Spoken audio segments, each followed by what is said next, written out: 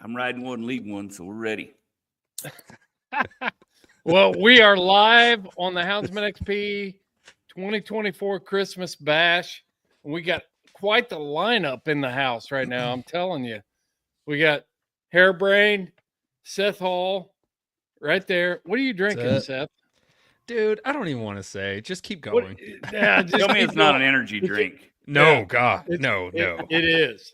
No, like- it's an like Ollie death pop water or something. Yeah, What it's is that? like a An it's Ollie a pop. yeah, it's a new kind of soda. They're not an ad. We're not getting paid for this, but yeah. We got Ed Barnes, and we got Ed. What are you up to tonight? I'm half asleep. I just woke up from a 2-hour nap. Been Yeah, making smart knives man. for Christmas all day. So are you blacksmithing those knives, those kitchen knives? I got to ask you, are you blacksmithing those or are you cutting them out of stock? No, they're blacksmith. They're like, No kidding.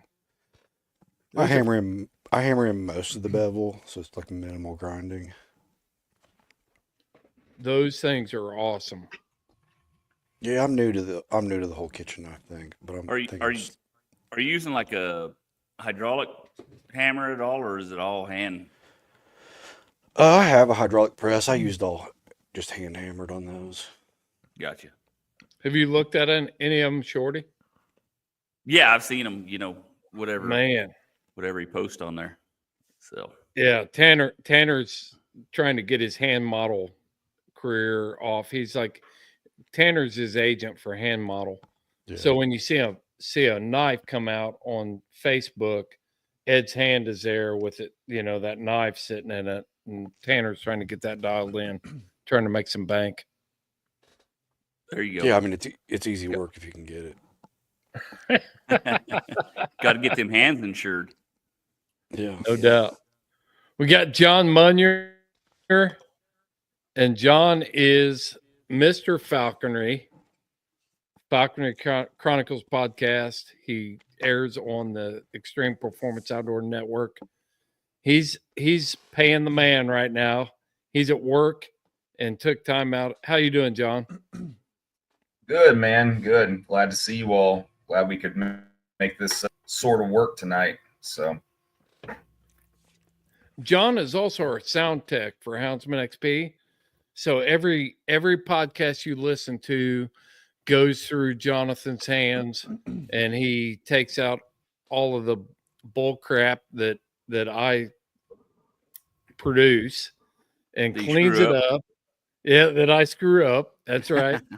And puts out there for your sound quality listening. But he also produces a high quality podcast called Falconry Chronicles. And there's some cool stuff over there, man. I'm telling you, John, you're producing some stuff that I didn't, until I started listening to your podcast, I didn't realize there was that much dog work involved in falconry. oh yeah. Yeah. I mean, it really just depends on the individual falconers. Some falconers hate dogs, working with dogs, and others swear by it. It makes their falconry, and they don't want to do falconry without their dogs. So it's there's a lot that goes into it. There's with all the different breeds and all the different requirements for different area kind of stuff. Yeah, no, it's a whole other thing for sure. But no, I'm glad to be a part of the network. Glad that I can help out and contribute. And it's been a good year. It's hard to believe it's already almost been a freaking year, man. No kidding. Isn't that crazy? It is. And I'm just going to say this right now for the record. For you falconers that don't like dogs, you're bird brain. I said it.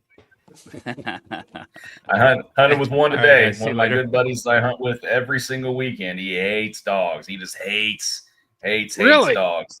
Why? Doesn't see a point, and he's just not a dog guy. He just hates dogs. Period. He just. Well, you're like a wiener stroker, so it's like, what's the benefit? Are we already going there?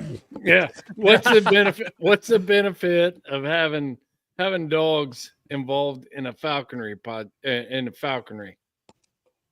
Well, I mean, where I'm at, especially, all the briar and thick cover and stuff, the birds can only crash down through so much.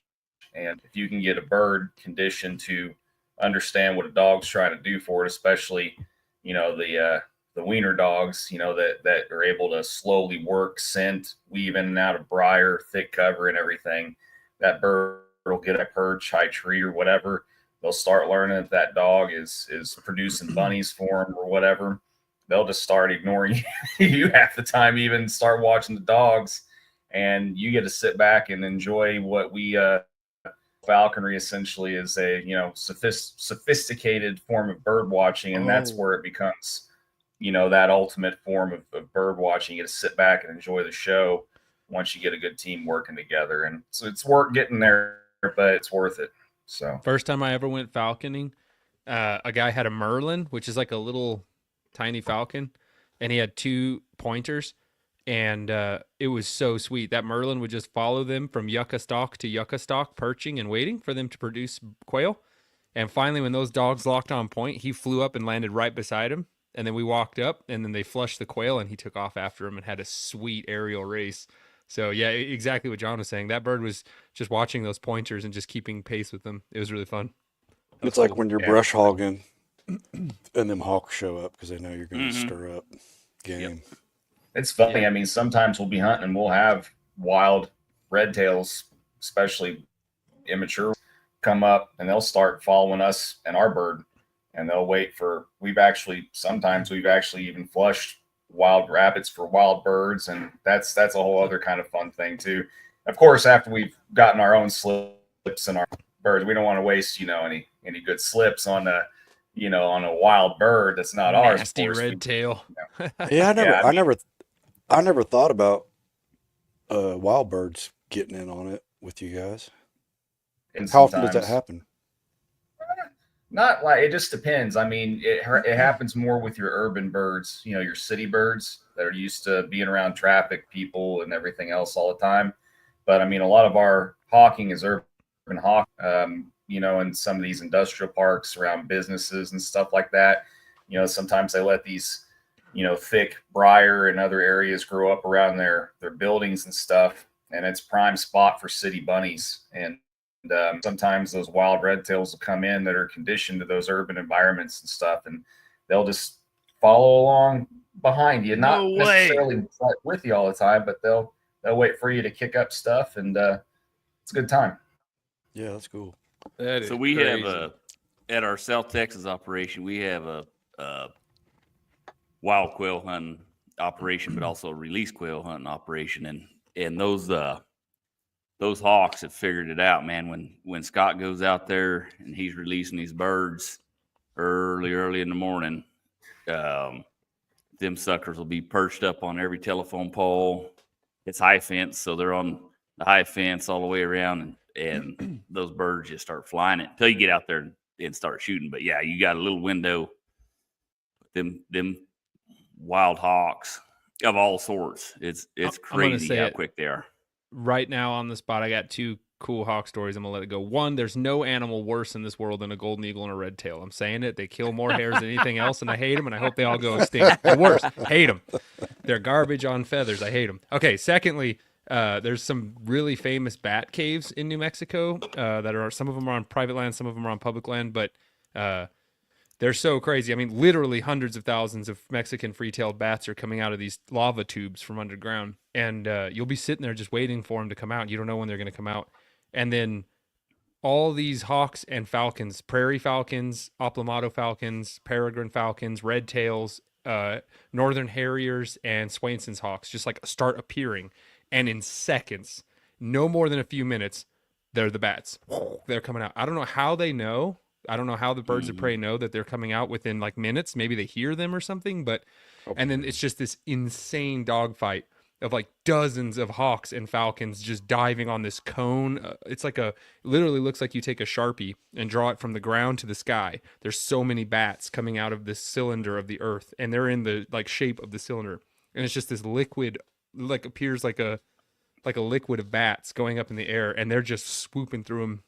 red tails will fly through and just open their wings and knock down like 10 of them, and then just as they're like falling, tumbling, they'll just keep grabbing them out of the midair. It's amazing. The bail on it, man. Yeah, yeah. And I'm just like, go kill more bats and leave my jackrabbits alone, you feathery bastards. That's, and I'm going to kind of take us, I'm going to take us away from the birds, but for just a second. But we do actually, right now, we have 2 balds and 2 golden hanging out here on the ranch. But anyways, you telling that story reminded me, we used to have a pet bobcat, and she slept with us in bed, and she was super cool. Like they have their own language. Once you learn it, you know kind of what they want to do. Where was this at? Down in South Texas. Yep. Really? In Texas, you can own up to 6 bobcats before you have to have a permit for it. Really? Yeah, no shit. You know what's The crazy most is Texas thing I've ever heard.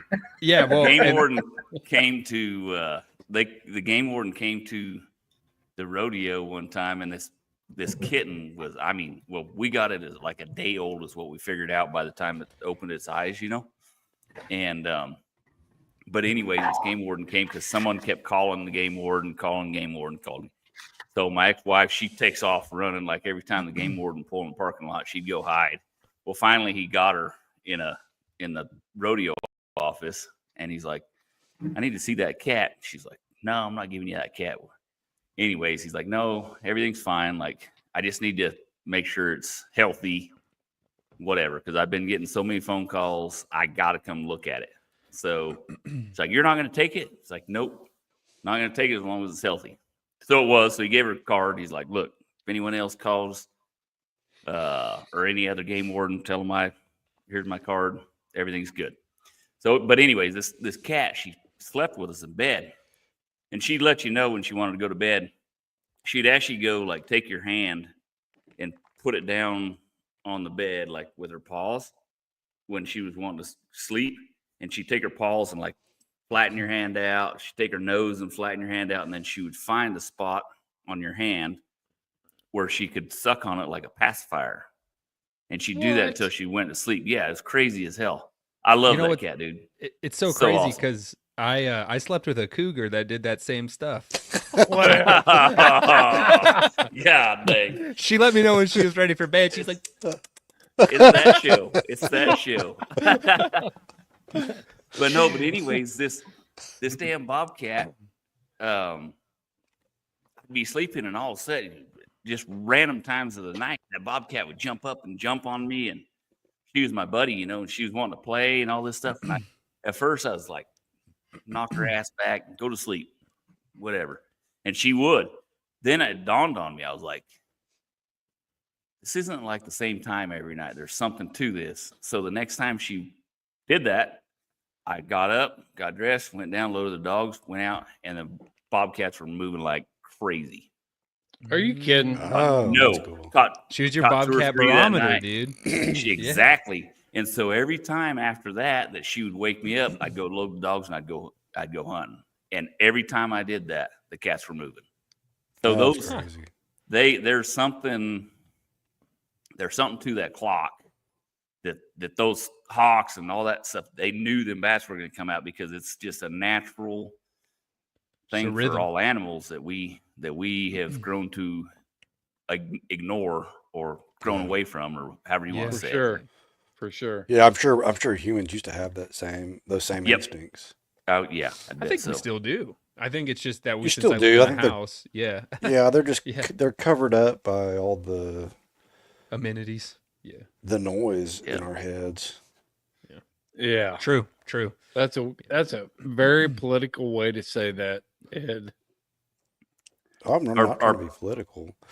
It is. I mean, really, not political, but a very a calm way of saying that. You're right. You're exactly right. I thought it was I mean, that's philosophical. Yeah. Like Yep, me and Chris were talking There you go. about on a podcast not too long ago. Like when not so much with dog hunting because there's lots of excitement and there's electronics involved, but if you're just deer hunting or even if you're not deer enough, you just go sit in the woods for an hour and a half. Like that stuff starts waking up in you. Yeah. Yeah. Yeah, it's true. Yep. Well, it's in our DNA for eternity, Yeah. so it's there. We just forgot how to use it. We get conditioned to so many other things. And I mean, like my buddy, well, the one I was just telling you about that hates dogs and doesn't ever want to hunt with them. He's weird. Like I tell him all the time, he's got advanced. Yeah, he's onset. weird. Yeah, no shit. Who doesn't like a Yeah. dog? He's a weird Yeah. bastard. We knew he was weird. We find out he's got 6 bobcats in his basement or something crazy. Yeah, you don't. Bastard. I don't know what else he's got in his basement. I don't ask. You know, I don't. But I mean, I always joke with him and tell him all the time he's got advanced onset sleep disorder. That dude, he's asleep by like 7 every night, up by like 2 or 3 every morning, and he's never like, and I don't even know how many years he's worked. He can't even remember the last time he set an alarm. So I mean, we're you know, subjects of operant conditioning, just like all these animals are. I mean, Totally. it's Absolutely. programmed behavior, just like anything else. So. Yep. I'm a subject of operant conditioning. I don't set alarms either. Go ahead, Ed. I mean, it doesn't happen for work, but like if I'm going to go hunting, and we don't usually go in the day, but if we're, for whatever reason, we're going to go fishing or hunting, and we're going to leave early in the morning, and I'll tell myself like, you know, I need to leave the house or I need to wake up at 4:15. I'll set an alarm, but it's odd as hell. Usually I will wake up at like 4:10, just like on my own. Like, and it's not just me. I've talked to other people that do that too. It's like, how do our bodies do that? You know, I'm the same way. I was reading a really crazy article about how dogs tell time by the smell of the world. So they associate the position of the sun with the geochemistry of the earth, and they smell those subtle changes in chemistry as the day progresses. Plants are transpiring. You know, ozone is being released from the soil. That's and certain, me. Yeah, Chris is like, I can relate. 3:30. that makes sense. Yeah, I mean, it's so hard to imagine because you know, it's hard to say these exact numbers, but about a third of a human's brain is dedicated to the optic cortex, part of the brain that detects vision. Yeah. But a dog is 3/4 of their brain mass is their olfactory system. Triple the amount of brain space for our vision, which is some of the best in the animal kingdom. And that's to their smell. So everything is by smell. Their entire existence. The only thing they use their eyes for is they don't run into stuff. You know, it's amazing. We gotta get on to some to set this show up. But I will add this. All right, so I was letting Tough like hang out and crash in the bed with me. That sucker was waking me up every morning at 3:30 in the morning. 3:30, 3 o'clock in the morning, it didn't matter. I was just like, dude, you gotta get out of here. So I started putting him in his kennel crate at night. And so I started looking at my trail cams. This is crazy shit. So I started looking at my trail cams on my tact cam, and at the peak times of game movement corresponded with the times that Tough was waking me up in the morning. I'm not lying. Yeah, it's Shorty's Like bobcat. Shorty. Yeah, Shorty's bobcat, my cougar. Yep. Did she woke you up? Yeah, at peak activity times, it's like 2:30, 5:30, 7:30. I was like, bitch, I gotta sleep. I know the name is Shorty's cougar. Hey, the last person here we haven't introduced. No, it's not the last person. The next person we haven't introduced is Shorty Gorham. Shorty, you're down there on the Paloma in New Mexico, Raton, New Mexico. Produce a show every Sunday night at 8 o'clock. And you can be capturing all of this personality at 8 o'clock on Sunday nights at 8 p.m. Eastern, 6 p.m. Mountain. We're going to get better at it. We've missed a couple just for whatever reason, but yeah, we'll get better at it. But yeah, it's just glad to be here back in New Mexico and back with the dogs. I had to make a little quick trip to South Texas, and but anyways, yeah. One of the most all-time downloaded podcasts we've ever had is what is it? Raising Hounds on a Budget? What's it called, Seth? Caring for Hounds on a Budget, part 1 and Caring 2. for Hounds on a Budget. And we dove into all the stuff that, I mean, let's face it, as houndsmen, we're always looking for a better way, a cheaper way. We usually keep a lot of dogs, and if you go to the vet's office, then they're going to try to put you on the most expensive way. And Shorty and I jumped into it, and we did part 1 and part 2 of caring for hounds on a budget, and dial it all out there for you. Man, and the funny thing, just the way that whole deal happened, gaining interest in something like that. We were running dogs when I was living in South Texas, and got a dog had a thorn in the eye, the prickly pear cactus thorn. Oh man! So one of my greatest friends, he called a friend of his who was a vet, and he came out, and this was a good dog. So knowing now what I know, I would have just pulled it out, because that's all he did. But he was a vet. So anyways, he pulled it out, put some ointment in the dog's eye, gave this guy, I mean, it's maybe a inch and a half long tube of ointment. I mean, just a little tiny deal, and it was like $300. And he's a researcher kind of guy. So he jumped on it and started looking at the ingredients. He's like, what the hell is this stuff that's $300? Exactly the same ingredients as Neosporin. Not Neosporin Plus, Neosporin. And he's like, he called me. He's like, you believe this shit? So that's when we started going, wait a minute, there's something more to this. We could probably find the same stuff. Yeah, if you look at the ingredients on stuff, I mean, all throughout dog medicine, you see that same scenario run over and over and over and over. Yep, exactly. Thing is, I mean, you look at, I don't know about y'all, but I know my grandparents and my great grandparents ran dogs, and they were poor as hell. So if you look back to I'm always a fan of that old stuff, but they were doing it on a budget, and they probably had better dogs than a lot of people today. Right. I think you can go overboard and just think that, by spending all this money on your dog, it makes it a good dog. That does not make it a good dog. Oh no. I mean, that doesn't, and I said something about that, and some people kind of took it the wrong way, like that I was one of your Facebook philosophies. Yeah, and that doesn't mean neglect. Yeah. That does not mean neglect your dogs by any means. That's how some people took it. That's 100% not what I was talking about. I'm just saying neglected dog's gonna hunt like shit. Well, I can tell you there's and I was listening to a podcast today. The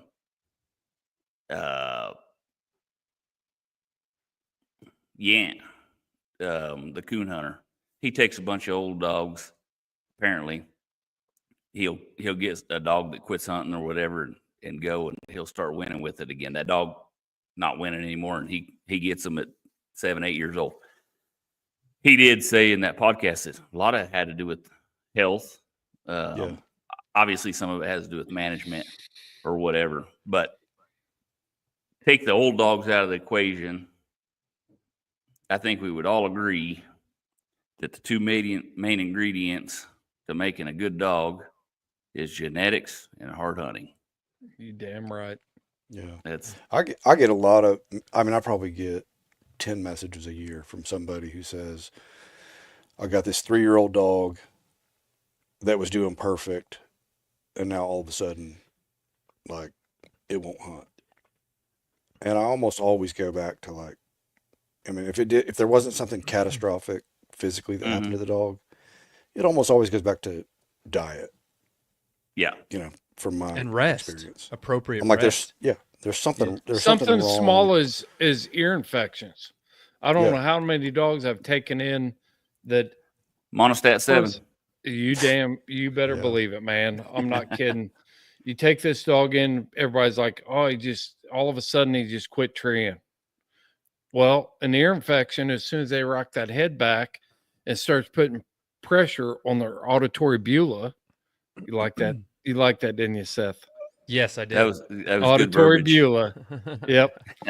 And it starts putting that pressure on that. Then all of a sudden that's an irritation. Well, I mean, think about if you love to do whatever, and all of a sudden, as soon as you started doing it and somebody started sticking you, jabbing you with a sharp stick, you quit doing it. And I found that ear infections are a big deal in coon hounds and flop-eared dogs. And I started researching it. As soon as you start treating that, boom, you solve that treeing problem. Yeah, if you've ever had an earache, exactly. I think the only thing worse is a toothache. Right.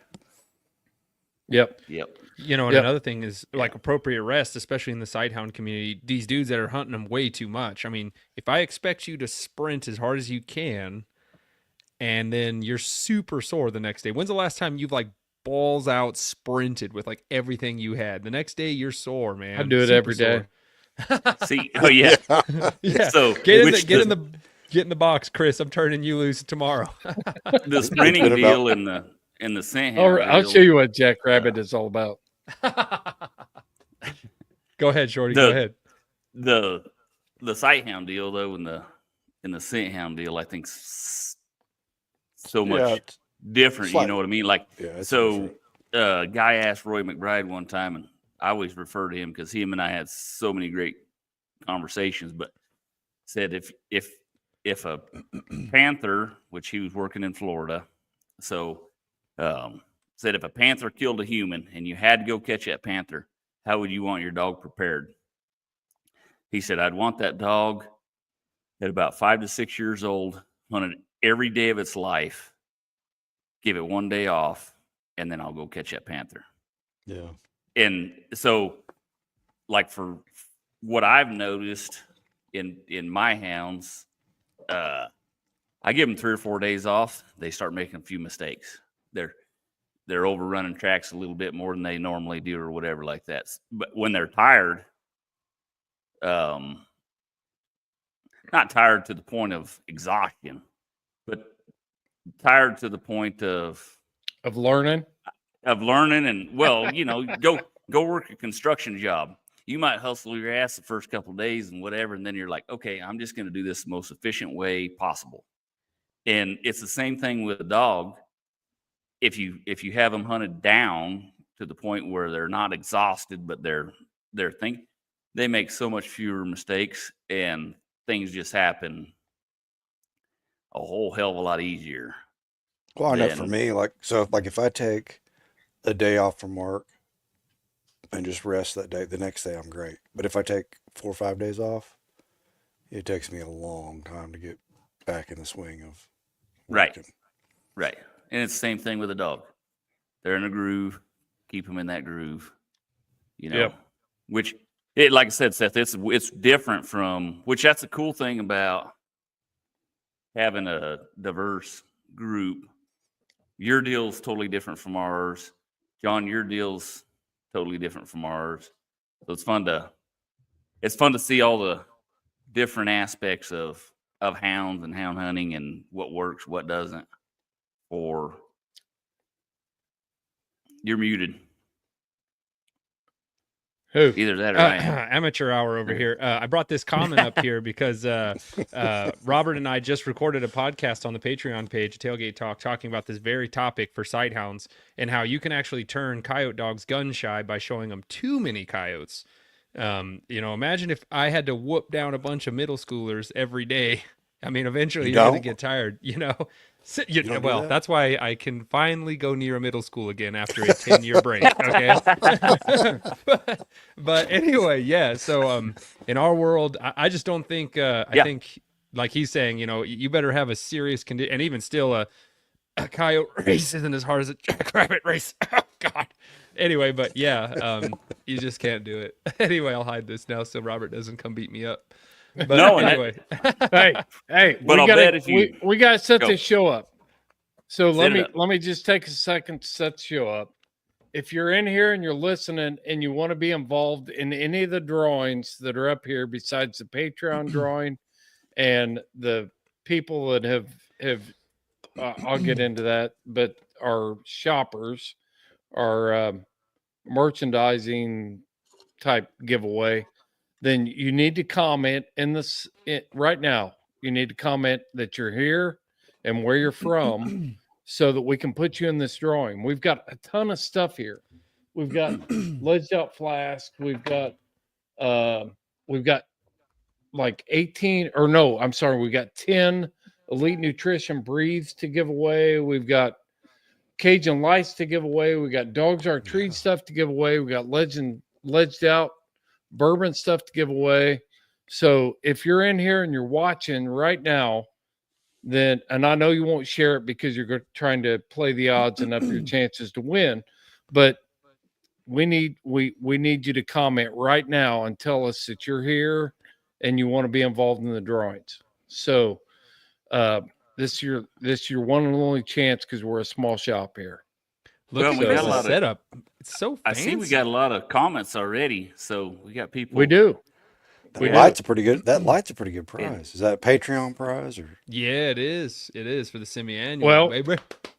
We've got the Patreon prize here with the Bayou, and then I'm going to give away a micro light gator, the old micro gator right here. I'm going to give that away. We're going to give away everything you're seeing here. I don't So, see. we can't really. I don't we see can't really Jason Whitaker. I think he was wanting that micro gator. He Chris, why don't- absolutely was. He Yeah. wants to be a cool guy. Yeah. Chris, why don't you minimize all of us for a second so everyone can see that stuff? I can't really make it out. All right, let me see if I can do that. Let's see what we got. Nope, that's you. It's just That's me. It's just No, cool I'm- stuff. That's all you need. I'm not to a know. I'm not a You're prize. so cool. That's You not are true, a Ed. prize for sure. Comment now if you want to win Ed. He'll wake you up at 3:30 on the dot, guaranteed, pawing at you. Oh my goodness. and make you I a don't knife know. before you You'll- go hunting. I still can't get it. Still can't. All right. All right. I wasn't All right. aware of this. Yeah, nobody clued me in. There, I'm cutting him off. Oh, cutting him guys. Let me just turn mine off. No, I'll take care of it. Let's get Chris has got it. He's a semi-professional. it. Semi is right. Oh, shorty left. Oh, geez. I'm going to remove him. Seth, you're not even showing up on my freaking. Last man standing, baby. There we go. All right. So here we go. We've got Punch. We've got Dogs Are Hydrated over here. We got Elite Nutrition products. This is Dogs Are Treed. Dogs Are Hydrated. We've got Cajun Light. Got another Cajun Light, the Micro Gator. Oh, Joe the neighbor stepping in. We've got over here, we've got Houndsman XP gear. We've got all kinds of stuff to give away. So if you're here, make sure that you are speaking up. Now's the time. It's like, I'm here. I want to be involved in the drawing. That's the only reason I'm here. I don't care what anybody else says.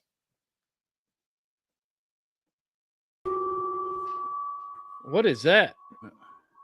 Seth.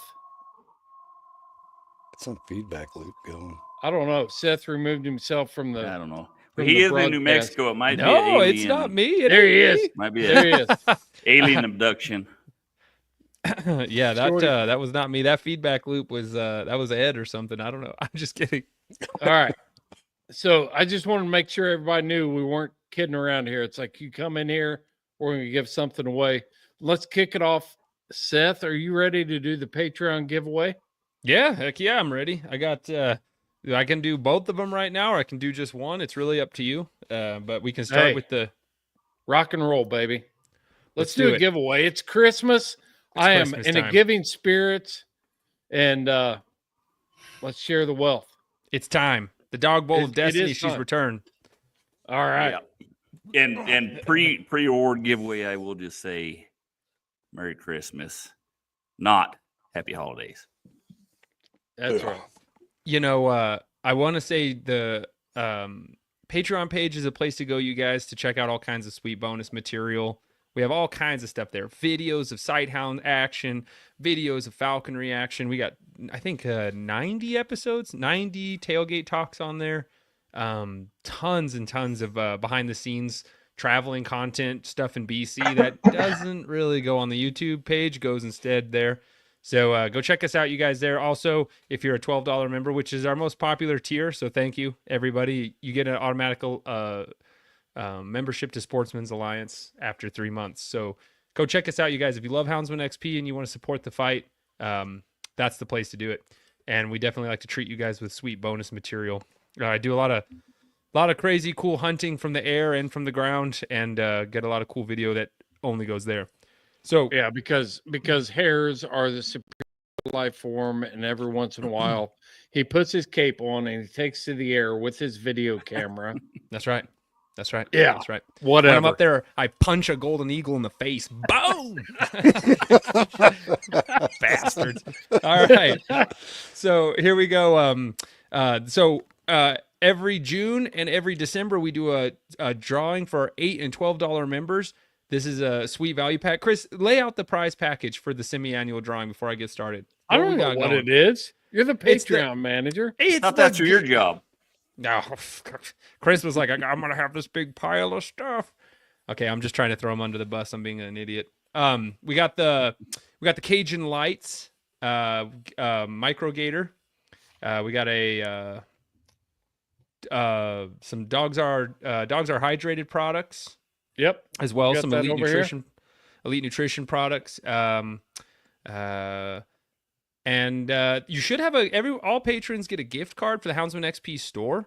So I also wanted to mention that too. Make sure you go in and checking out that.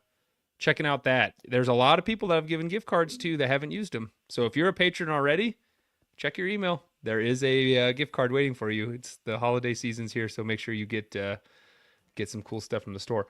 So Chris, help me out here. You had that list written down. What else is there? I don't have any notes in front of me. Let's just make it up. All right. just So we're going to pick do a something. micro gator. We'll do the Yep. dogs are hydrated over here. Yep. We'll do a elite nutrition breathe. That ought to do it for a Okay. semi-annual. So everybody knows I got the dog bowl of destiny. Every $8, $12 patron is in this bowl. I'm going to shake it up. Not look here. Don't want to bias that. Here we go. Get in here, sweep it around, and make sure I got one in my finger. That's always the problem. Okay. And the winner. Okay, I don't know how to pronounce this name, but I'm going to give it my best shot. Oh, come on. Devora or Devora. Like Deborah, but with a V. And her last name is H. Deborah H., congratulations. You are actually a super active patron. Look in here. Patron for quite a while. And look at that, a fellow sighthound hunter. Oh, yeah, that's rigged. Hey, you're cheating. that's Oh, rigged. You're cheating. Rigged. Rigged. Yeah. Huh. Yeah, fellow side hunter. That's like Yeah. 0.0001%. Yeah, you know I love to give my sighthound hunters raccoon hunting lights. Congratulations.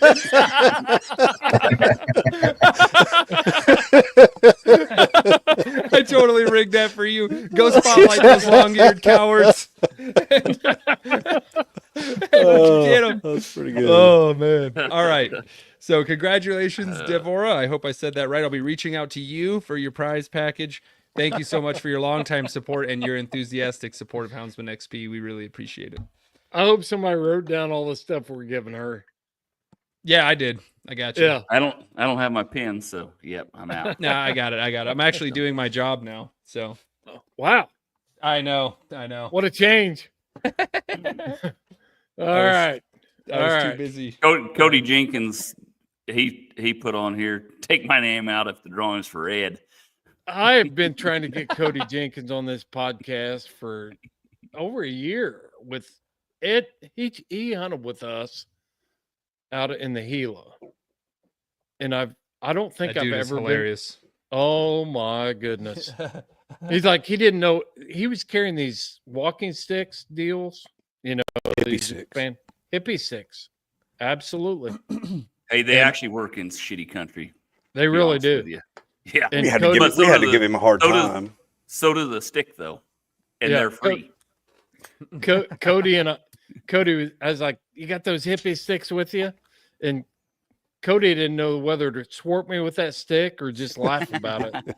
It was awesome. Hey, Cody went and bought a Coon Hound yesterday. What did he buy? He got actually he got two. He got a full blood plot. I think it's full blood. And then he got a plot Walker Cross. I thought you said a coon hound. Don't even Well, start your shit. We'll see. We'll see. They're hound dogs at this point. We'll see. It didn't take Chris a second to Not realize even. I was jabbing Not him. even. I knew it was coming. I knew it was coming. Oh man. All right. Oh. We can do the annual giveaway as well, Chris, if you wanted to get that done too. You loaded up and ready to roll? I'm ready. I got Get her the done, Cotton buddy. Bowl. This is the We got a Cotton Bowl. ton of stuff All to right. give away. Yeah, we do. All right, so this is for the annual. This is for $12 patrons, guys, the highest tier, and we got a big prize package available this fine December. We got that sweet light you're looking at right there in front of Chris Powell on that hat, the Cajun lights. Is that the Bio. Rougarou? Bayou. No, it's a okay, bio. yes. That's There a you go. bio. Yep. I got Bio. $5. Says it's another sight hound person. No kid. Yeah, better not be. And the winner is the person who genocided eagles. Anyway, so, no, so, and then Chris, what else do you want to give into the annual? We had a big prize package besides that awesome Bayou light. What else did you want to give away there? I didn't write it down because I thought you did. I'm just going to be frankly honest to the listeners right now. Dude. Are you serious? I'm Grab dead some out of the serious. pile. Let's Because you give were like, I away- got this. I got this. Oh, I got Hey, this. hey, patrons, you ready for some behind the scenes? Here we go. I was putting together a prize package, and Chris was like, I got you, buddy. I got you. I'll handle Yeah. it for you. And I was like, thanks, man. You're the best boss in the world. And then here he is grilling me. All right. So we're going to do the bio. We're going to do a 4-dog tie out from Hound's Dogs Are Treed. And you better be taking notes. I Seth. already am. All right. We're going to do the bio. We're going to do the 4-dog tie out from Dogs Are Treed. We're going to do This is Fair Chase t-shirt. And let's do a rough cut. That's it. Let's do a rough cut. Okay, So I want all right, to. let me ahead. pull the rough cut up. Yep, I was gonna say So- I got mine right here too. Yeah. This is an example of rough cuts work. So this is a cutting board style. I mean, this sucker is like an inch thick. It's made out of all homegrown hardwoods and it's laminated. The quality's outstanding. This particular one is made with the ledged out logo, but I'm telling you, my shoulder's getting sore just hanging on to it. But they will do laser engraving. If you're going to buy, if you're going to get something to commemorate that special hound, we all take pictures. They're all, we post them on Facebook. They can take that photo, and they will render that down and laser engrave that on Just like this. real hardwood. We can't. I have no idea what I'm looking at. I'm looking at a mural there, Seth.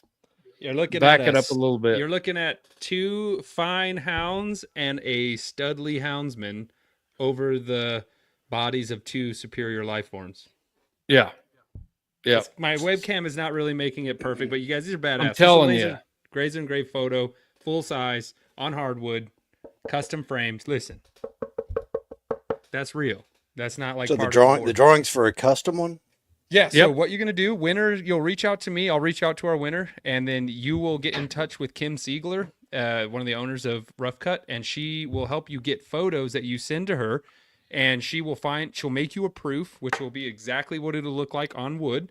You'll decide which ones you like, and then they'll make it to you and mail it to you. That easy. That's cool. I've got They one are of me. so And, sweet. we've got one of me and my jazz female treat on a Virginia bear. and it's one of my favorite pieces of all time. That thing is a huge conversation piece. Everyone sees it Yep. and they're like, what is that exactly? Is this I'm like "Oh, is yeah." this like something that hangs on the wall, or is it like Yeah, Yep. it's you got said a cutting hang- board style? So you're It can be hanging Mine's up. a cutting- picture. Cutting board style, but it like the one I just showed is a cutting board style, but the Right. one that I'm wondering You though can if you order could that, actually or you use it could- like as a cutting board, and the heck yeah. it still Yeah. holds Mine's the a image. picture. Mine's for being a picture. I mean, you could probably use that as a cutting board. It's hardwood, but I wouldn't recommend it. It's beautiful. I You don't could want to use mess the- it up. No, I could know, use I the know, but back of it for the cutting board, and then keep the. Yeah, but the back is not as cool as the front. I don't want to. I mean, we got wanna- cutting boards, but it'd be Yeah. It's kind of Well, you could get your favorite image on a cutting board. So this is designed to be a Correct. picture. It's framed and everything. But yeah, you probably Gotcha. could. Yeah. 100%. 100%. They also do like antler rings and stuff. So check that out while you're there.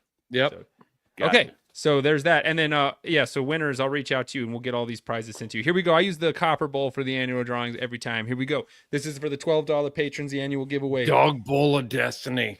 This is the dog bowl of destiny. It's all torn up because my puppy kicks it around the yard everywhere. Here we go. You feed dogs out of copper bowls?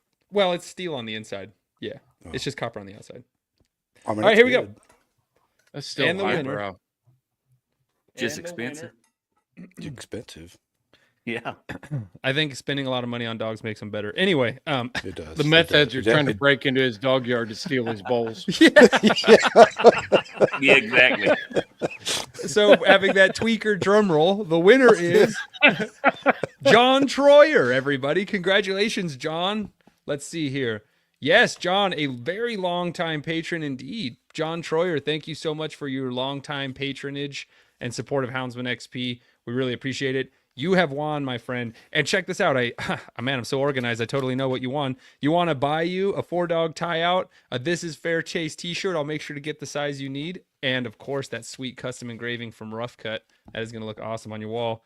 I had all that information earlier. I was just trying to put Chris on the spot. So John, thank you so much for everything you've done for Houndsman XP. You've been a long time $12 patron. And since December 2021, everybody. So I think it paid out. I think it paid out okay. yeah, it did. And he has a pretty sweet pack of coyote hounds. So just kidding. No, I don't know what he hunts. I should ask him. So sweet. Thank you, John. And we're really happy. There's to no give you- doubt he's a sight hound guy. No doubt. No. Otherwise he wouldn't have won. yeah. We got to start letting other people draw on the next one Yeah. we do next Christmas. Let other people draw. So Ed instead of draws giving these all like the shit away to sight hound people. Captain Porkson, or I don't know what your friend's names are, but Yeah. My bowl John, would just if be you hog hunters. John, if you draw for an eagle, I will kill you. I'm just kidding. Oh, I just figured it'd be your cougar that would win every single like. And I the was winner waiting for is her name to get drawn this whole time. the winner is Methany. Oh wow, my love.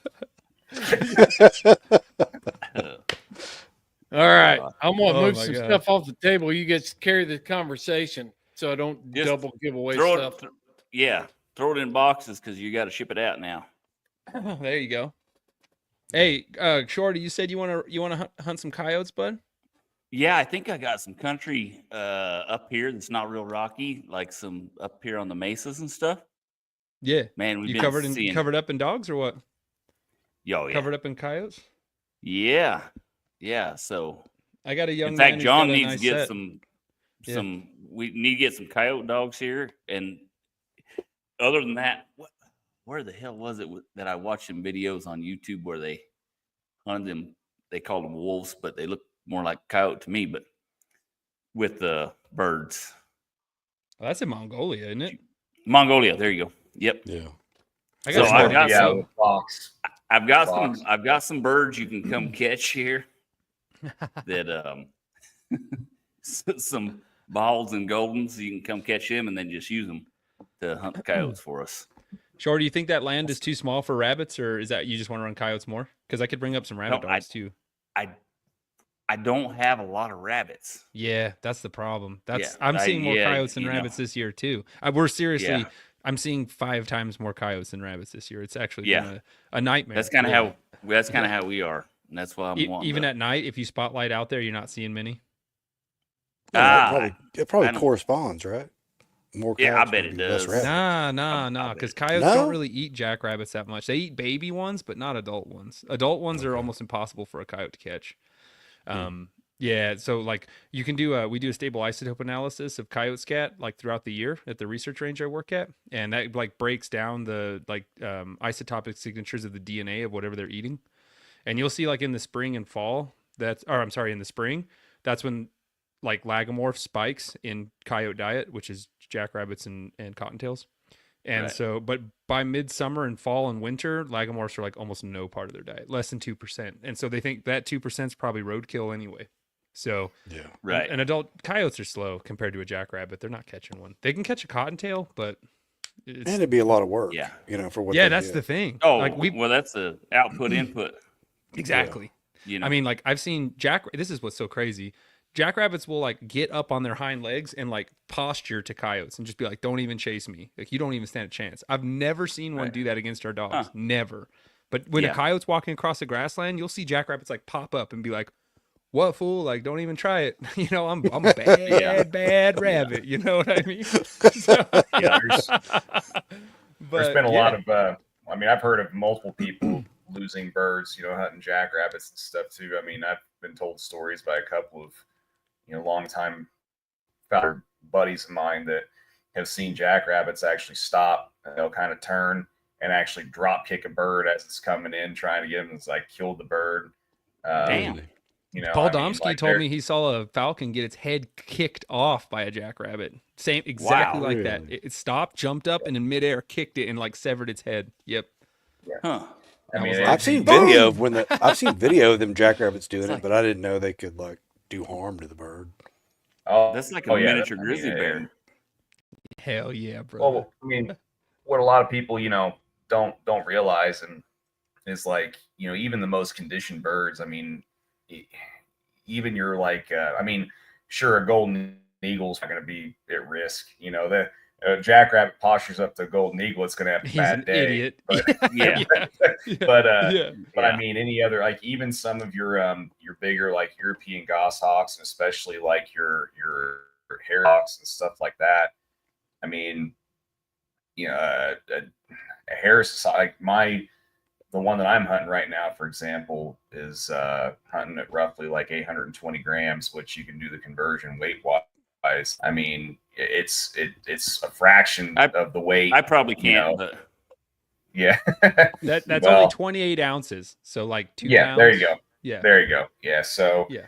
I mean, you're talking a bird that's barely over a pound, essentially, or a cup like pound and a half Right. or whatever, chasing Pound after a and a half, yep. jackrabbit that's like literally about 3 or 4 times its weight. I mean, Right. it's no joke, really. Yeah, I and mean, like that's a be 6-pound pretty animal. fatal. Yeah, it's a 6-pound animal running 50 miles an hour. There's a lot of power in those legs, and their claws are Oh, like yeah. cleats. They'll kick Yeah. a bird's head off. Yeah, I mean they're Yeah. powerful. Yeah, I mean the only hope really is if the bird out, which a lot of them do if you hunt them enough or whatever, but they figure out the head is the off switch. I mean That's that's it. the only Right. way that's going to go Yeah. super That's it. smooth. Otherwise, Yep. the birds that are used to grabbing by the ass and stuff, it doesn't usually end up working out very, very well. That's Well, the and that- problem. Like, yep, that's it. Go ahead, Seth. Oh yeah, jackrabbits have a kinetic skull. They have so many weight reduction qualities they've evolved that one of them is their skull is not completely fused like pretty much every other mammal to reduce weight. And so yeah, you just tap them on the head and they're done. It really messes Well, them but- up bad. And then go back to what John was saying, like, so, like if a mountain lion attacks a deer, it's usually back the neck, skull, try to separate that vertebrae, or a throat shot. So, but they learn very fast that the head's a shut-off switch, and if they don't do that, it's going to be a hard day for them. Yeah, most know. predators. Yeah. Yeah, Yeah, exactly. yeah. And that's Except for that's canids, survival, right? Like, survival mode. yeah. They either You look figure at it out or wild they canids die. attacking something. wild canids Right. are always going for the butt, the back end, the like taint. Right. Basically, it's very very thin Yep. skin and a lot of blood flow at the genitals. So they're trying to tear Yep. them off and eat you alive. It's like cats Yeah. are next level. They're the Yeah. supreme Yeah. predator, really. Yeah, like Yeah. Well, Yeah, but so I mean, maybe not. I don't know, but they're able to do it solo. Where a lot of times, your canids Yeah. got to have a couple helpers to get it done, but they're still very efficient. Well, I was Especially looking the at your larger the weather. It pack. looks pretty good up there. If you're seeing coyotes, it'll make the drive worth it. I got a young man that's got a really solid pack, and I got Yeah. another friend who's David. He's like in his 80s, but I'm sure he'd love to come too if he can make it. But yeah, Well, we'll let come me up there. see if I can get this country, because it's not our country, but I'm sure I can get it locked Cool. in. That'd be super but fun. yeah, it's big ass mesas, and you just drive Perfect. down the road and you just see the coyotes out there, and it'd be better running than here on our place for running coyotes. Wiley think better it- get his track shoes on. We're coming. Well, here on our place, I don't think it'd be good for you guys. Too many rocks, Yeah. too much brush, too much stuff like that. Big We can go open. up there. Big And then I've open. got some other Yeah. country down low that I could try to, if you guys are interested in coming up, I could try to get all that. I bet you I can get us 100,000 acres or more. Yeah, that'd be sweet. If it's Uh, yeah, I was gonna say for coyote if hunting, you guys want to come only run really- coyotes. Yeah, I was gonna say the best fields we have for rabbit hunting are between 10 and 20,000 acres. That's typically where we like to run. But for coyotes, you really only need like 1,000 at the most. In Well, an yeah, open but- area. Yeah, That's But, the thing. you Yeah, know, it's gotta. yeah. We'll find it. I guarantee you need a lot less land you need more land to hunt, but less open space for coyotes. So we can make it work. I'm sure. Right. Especially up there. I know Yeah. where you're at. So You guys have Oh, yeah. such gigantic places in New Mexico. I know It we're just so blows my small. Huge.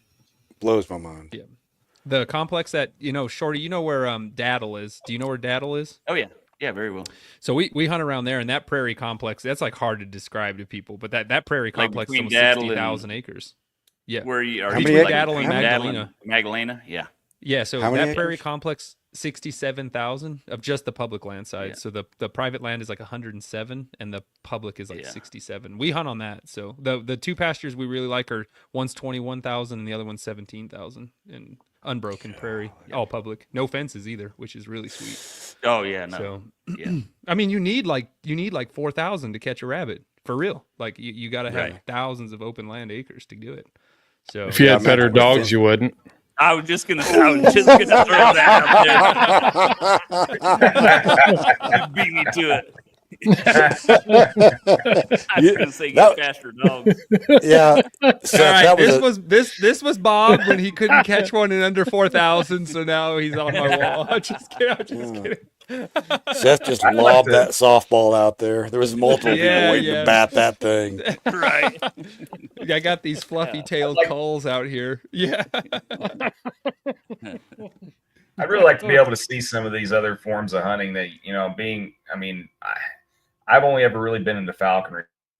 Other forms of hunting are just kind of like an enigma to me. So it'd be really awesome to be able to see some of these other, types of hunting that I've heard so much about, but never You're actually welcome got a anytime, chance man. Where are see you them at, here. John? But Where you yeah, at? I mean, the Southern Indiana, I'm only about 3 hours away from our esteemed fearless leader, over up in the upper right-hand corner of the screen there. So Yeah, the Fuhrer. Yeah. That's it. Yeah. Welcome here. Welcome here. Yeah, whenever you're you welcome wanna come anytime, out. John. Yeah. yeah. No, it'd be cool, but yeah, just getting back to the one last thought about the whole coyote thing. I mean, everybody there's a lot of falconers that I know that have fantasized about hunting coyotes, golden eagles, and stuff, right, or whatever. And Seth knows the inside joke about the the whole we just joke in our little inside circle that you don't need a golden eagle to catch a coyote. You just need a terrace hawk and that doesn't know any better and stupid or whatever. And you can every so often luck into a coyote catch one of them. Don't even need to worry about jumping through all the hoops to get yourself a golden eagle. But anyway, lots That of coyote videos. was just like, what? Just send them here. It's kind of an inside joke. I'll fill you in, Shorty, sometime. I'll send you the video yeah. or whatever. But Yeah. yeah. Seth's seen it. He knows what I'm talking about.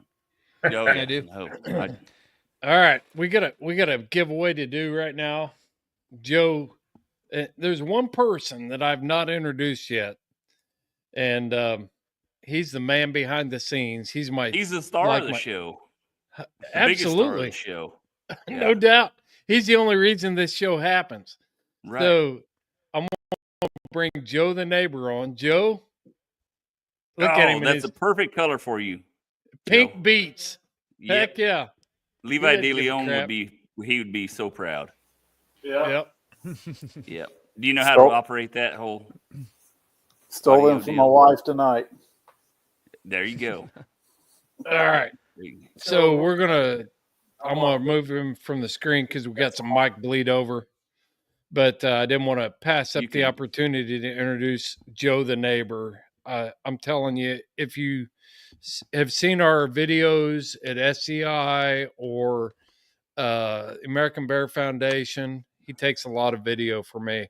And we're sitting in his barn right now. And he worked tirelessly all day on lighting and different stuff to make sure this was set up. So it looks like a lot bigger deal than what our budget allows, and that's because of Joe the neighbor. So, Joe, what do we got going on with the first drawing? What are we drawing for? Whatever you want. I didn't do the Okay, we're doing a drawing just on people that are here. commenters yet. Okay, let's give away Canine Punch. We'll give away an already spray. That's a wound spray. And let's do a ledged out pocket flask for a ledged out bourbon. If you drink anything else out of this, you're going to hell. So there you go. Can I get in on that drawing? Yeah. All right. Roll the dice there, Joe. What we got going on? We got the wheel of destiny. The Wheel of Destiny. I can't see it. All right, Glenn Riles. Glenn Riles. That's That's my the neighbor. man. That's your neighbor, Ed? Yeah. Well, maybe you Oh, can and it's sneak not over there. rigged. Oh, Seth, you're such a bastard rigging it. Bastard. All What'd right. Glenn get? What'd Glenn Well- win? Glenn got the ledged out pocket flask. He's got the already wound spray, and he won the elite nutrition punch. The already and the elite nutrition punch. This is a hydration deal here.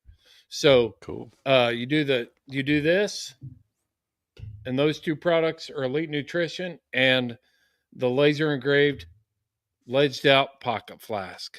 Well, if you drink out of the Sweet. flask, you might need to take some of that No doubt. other stuff yourself.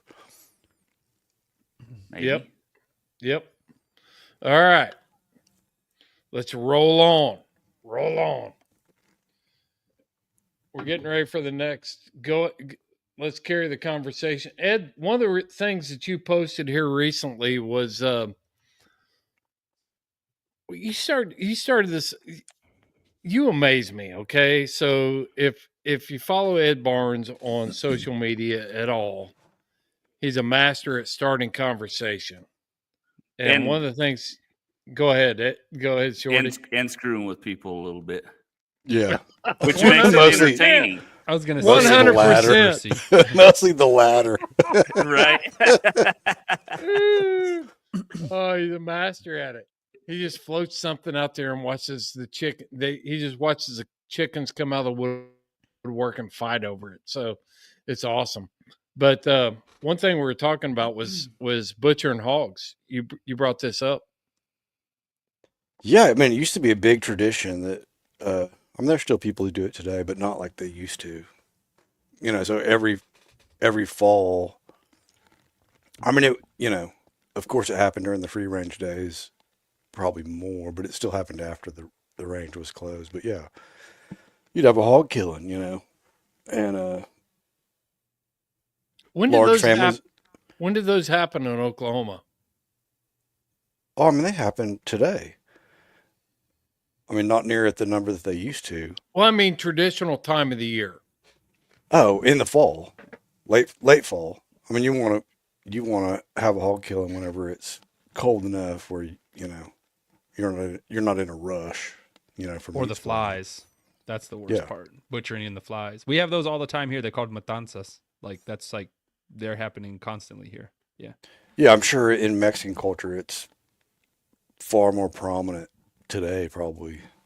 Mm-hmm. But yeah, I mean, it used to be it was a staple thing. If it wasn't a large family getting together, or I mean, sometimes it'd be multiple families that got together, and they might put up 4, 5, 6 hogs and then split it between the families.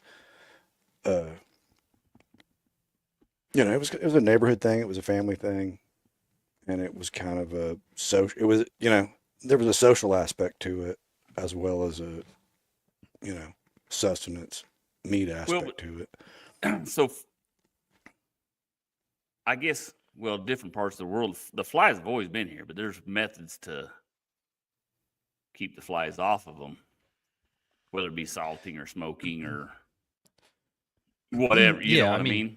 At least in the matanzas I've been to, they kill the pig on the spot, and then it's all eaten by the end of the day, pretty much. But there's like 100 people there. Mexican families are. Oh, they eat it all that day.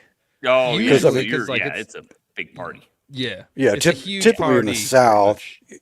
So, like what I'm talking about, like in the rural South. I mean, they did not eat it all that day. They ate the They're prime putting cuts. meat up. They're putting meat up for winter. I mean, that's Right. what it was about. Okay. That's what it was about. That's where I was at. Yeah. And hogs have always been the poor man's meat for winter. At least where I'm from. Beef was too much. Here too.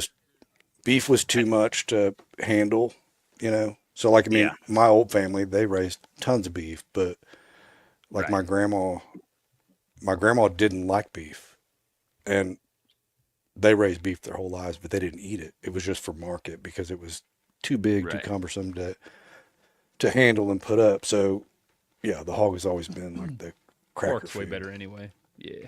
It is. Oh, Well, I don't no, know. no. I don't know Gosh, about that. dang, Oh, I don't no, know it's about you not guys. no. Oh, shit. I would. Hey, Pork's but- way better. Hey, I would put a pork chop on the grill and eat it before I'd put any beef steak on the grill. I couldn't agree more. I'm there. I love pork. You Pork's guys the are. bomb. You Yeah. guys are. No way. I'm gonna take. You're- dang. I'm gonna go for the beef first. Yeah, me too, Ed. I'm with What you. it- Not what's I mean, I Joe like- the saying neighbor beef saying? sucks.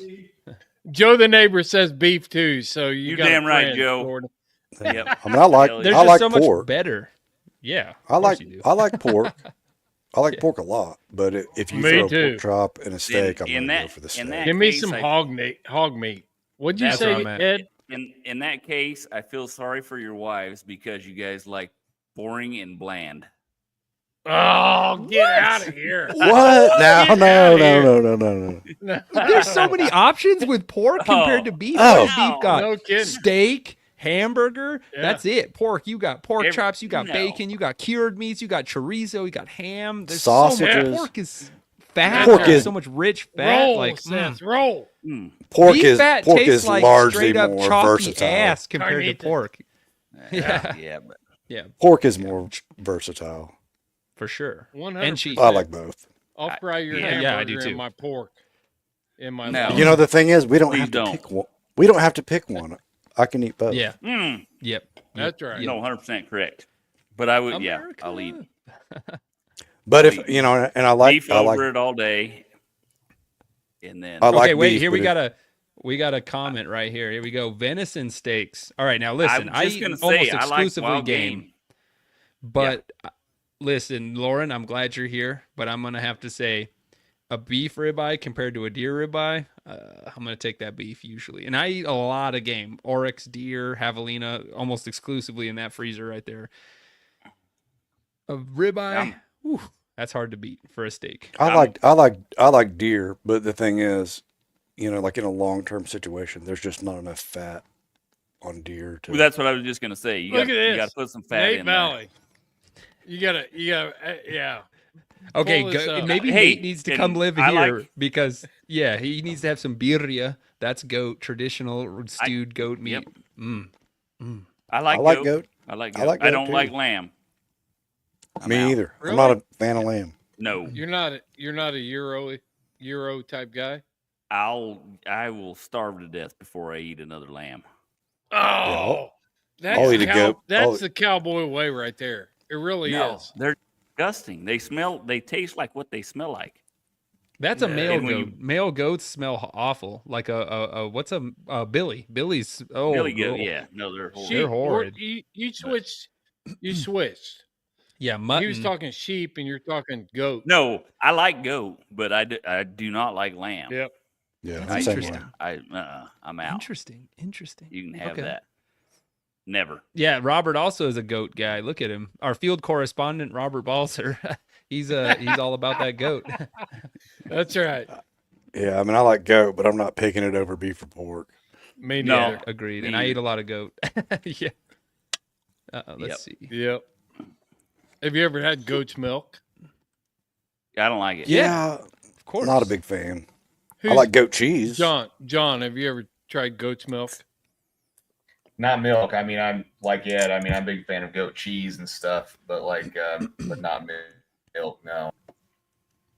So Yep. all my kids are like, they were raised on goat's milk because the girls had dairy goats, and they would wake up twice a day, or they would wake up early in the morning and milk goats before school, and then they've got like this total avoidance of anything goat now.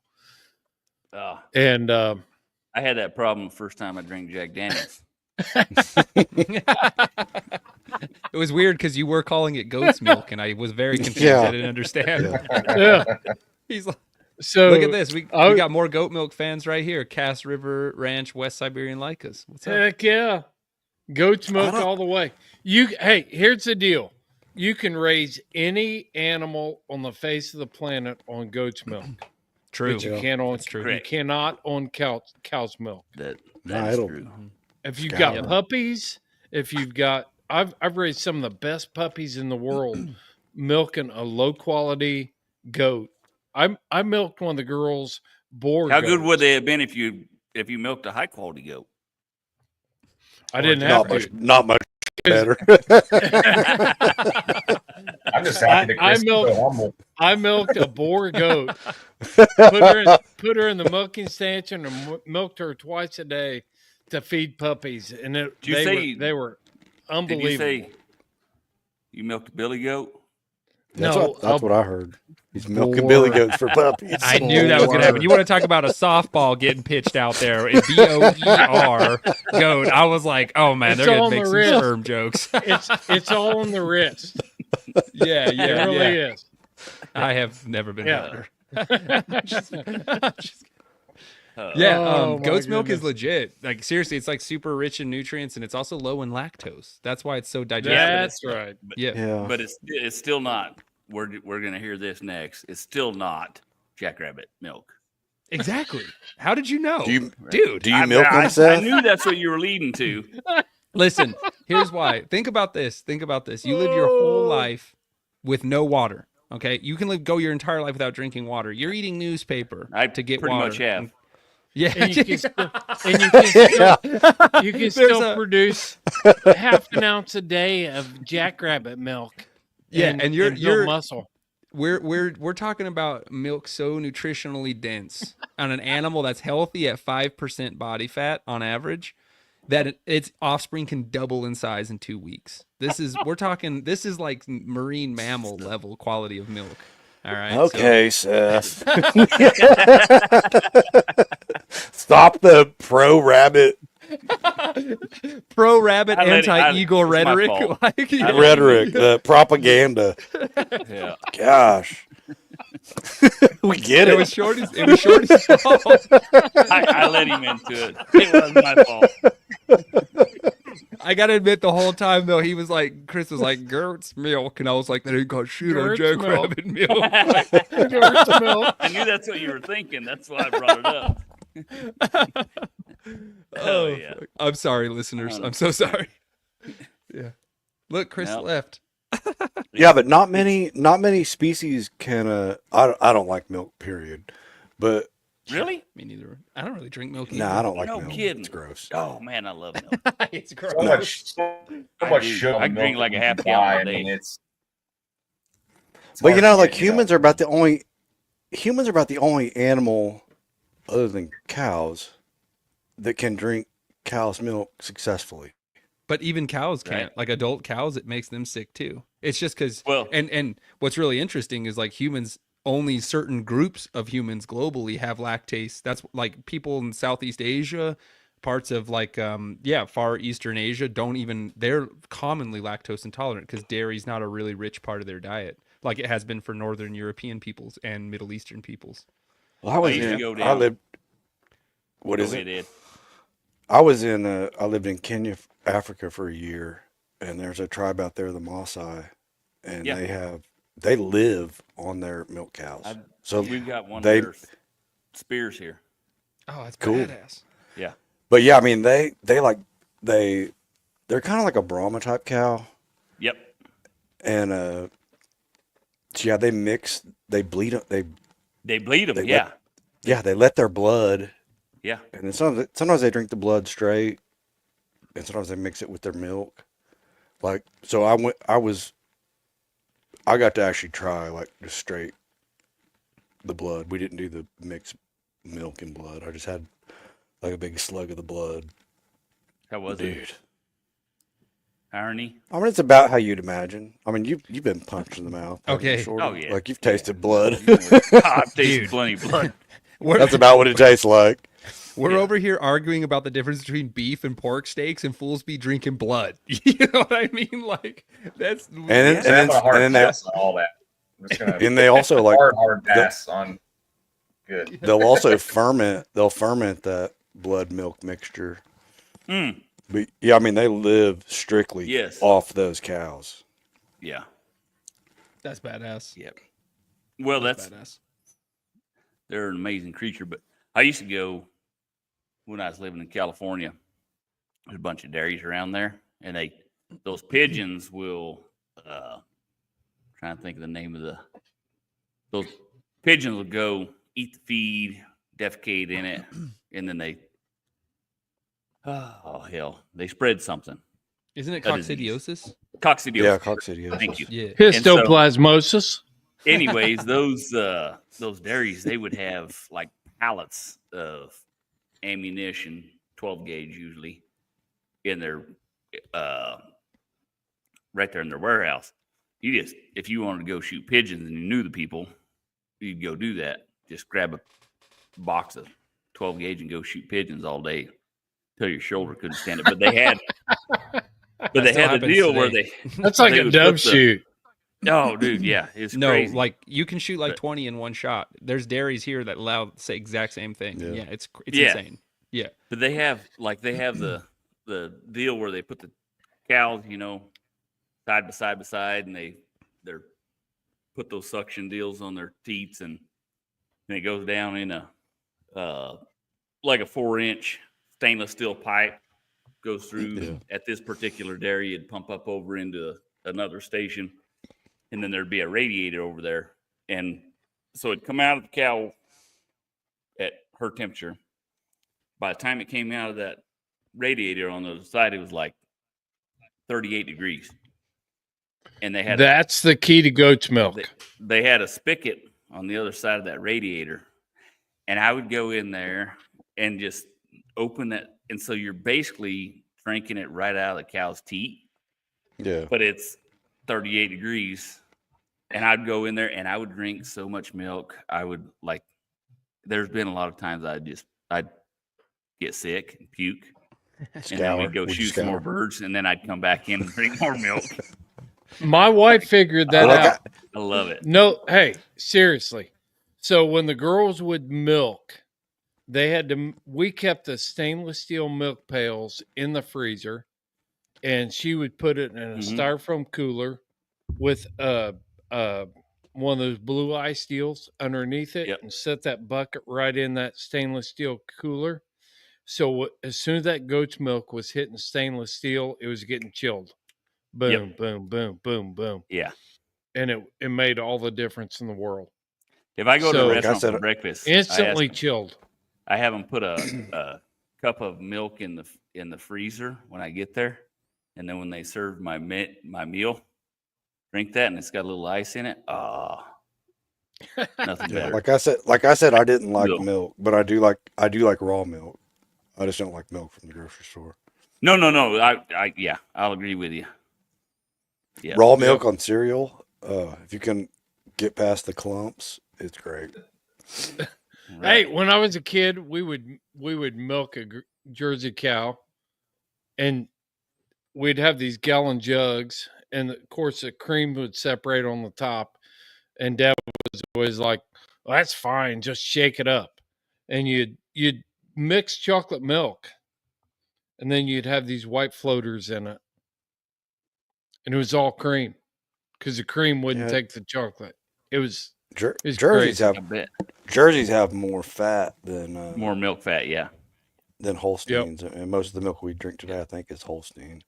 Yeah. Yep. The majority of it is because they're just Just 'cause they produce so much more produce volume. more. Yeah. We hand milk jerseys and some Holstein bull. looking thing. Yeah. Bulls. Chris got the bulls. You're so good at it. Your dad was Hey. just like, Hell yeah. we got anything else to It's give on away? the wrist. I'm on tired the of talking about milk. Yeah. Hey, we Can we do give have a something giveaway. away? We do have a giveaway. Joe the neighbor's got one queued up right now. What are we giving away, Joe? We're giving away another Cajun Bayou for anybody that spent $100 or more. All right. Next So website, where's that Cajun Bayou at? right in front of your face to your right. Oh, here it is. All right. So we got a Cajun Bayou. We've got this, and this is Sport Dog Pro. So Wow. anybody that spent, we ran a promo through December for anybody that spent $100 or more on houndsmanxp.com. We're going to give away the Garmin Sport Dog Pro and the Cajun Bayou. And Joe's got her queued up and ready to roll.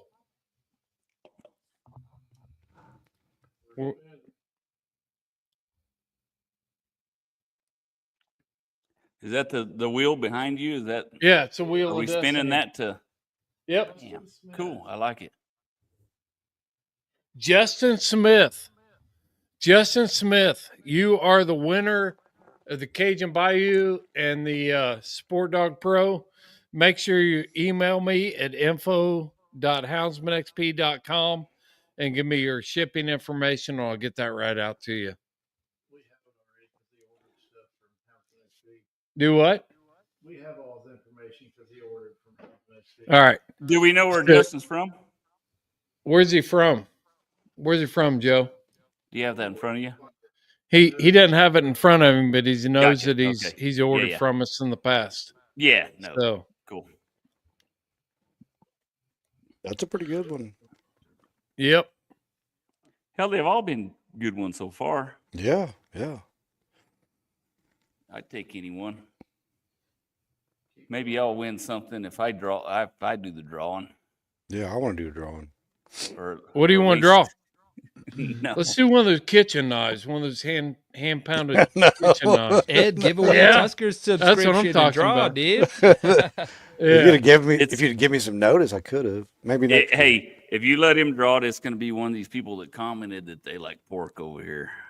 Better than beef. I got to run this right here. Lauren O'Donnell, raising my babies on goat's milk when I struggled to breastfeed. Heck yeah. So did my wife. You're not alone, Lauren. Damn right. No, How that's did we do- that goat How did milk's we got do a like lot of people 30 hurt. minutes on milk? This is a dog hunting podcast. Stanton, Virginia. I have no idea. Who is it? I think it's What's his name? just natural. This podcast Justin, has been rich we're- in milk and anti-bird rhetoric. It's been really, You have- really nice. You have Give me the I'll name just- again. Justin Smith is from Stanton, Virginia. All right. Justin Virginia. Smith from Stanton, Virginia is the winner of our Faithful Shopper giveaway. All right. Virginia. I wish he's on here. Tell us what he hunts. What do we? Justin, hey, Justin, tell us what you're hunting over there with your hounds, and what caused you to tune in to this chaotic party. Yeah. What are they? Virginia is going to be Bear, fox, deer, bear. coon. Yep. Bobcat too? No. Maybe Don't- limited Oh, is bobcat it? hunting. Yeah, but Okay. it exists for sure. I got you.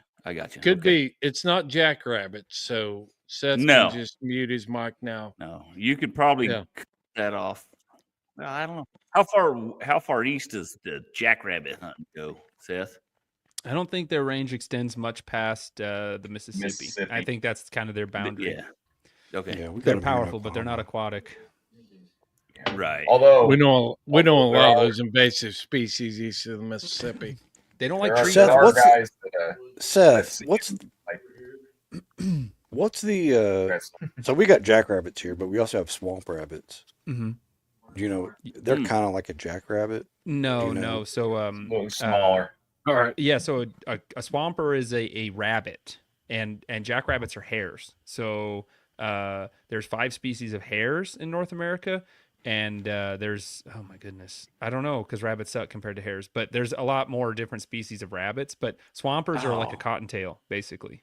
Yeah, they're A just little like bit bigger a cotton. bigger tail. cottontail They're that swims. bigger, yeah. Their scientific name is Silvolagus aquaticus. It means like the swimming rabbit. So that's pretty badass. Yeah. So as Yeah. far as the Mississippi cutoff thing, real quick, there's buddies of mine used to do abatement work around like JFK Airport and stuff like that. They actually said they used to actually hunt jackrabbit around. Yes. There's jackrabbits and stuff around JFK and other They were parts. Really? introduced there. Isn't that insane? They were introduced at JFK Airport. How funny is I'll that? be damned. Of all Because places. it's open. It's open. So that's the thing. Yeah. Like jackrabbits, they do not like surviving in places that have tree cover. So if there's Right, tall trees, right. they won't go in there. And so, Yep. you know, they've been introduced into places in Oregon, black-tailed jackrabbits, the kind we have here. And they live in these like Christmas tree farms. And as soon as the Yeah. Christmas trees get too big, they all die. But when they're small, like shrubs, that's where they're So- at. Yeah. Sounds similar to the grouse, the sage grouse. Like that's what they're claiming. Like at least up in Northeast California, where I did some research work up there, that the invasive species of the juniper is going out into these.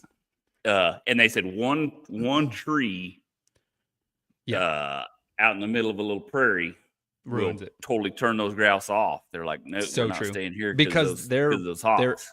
Yeah, they're exactly. Their enemy's worthless piece of Right. garbage red tails like Right. live in those junipers. So yeah. Yeah, I'll be damned. Huh. Yeah. So it's Interesting. crazy too, because, and I'm not gonna go down that road too deep, but like jackrabbits are way more. They're not as discriminate about their habitat. They can live in like wasteland dunes, shrub country, grasslands, Right. from 0 to 7,000 feet altitude. Like they're Yeah. pretty. It's just adaptable critter. interesting though how a tree or a few Yeah. trees at a certain height can totally change a Yeah. species way that they use the land. Yeah, and that's the You big know. problem with prairie chickens too. Like telephone poles, that is a huge problem for them. The prairie chickens Right. get mowed down by avian predators that perch on those telephone poles.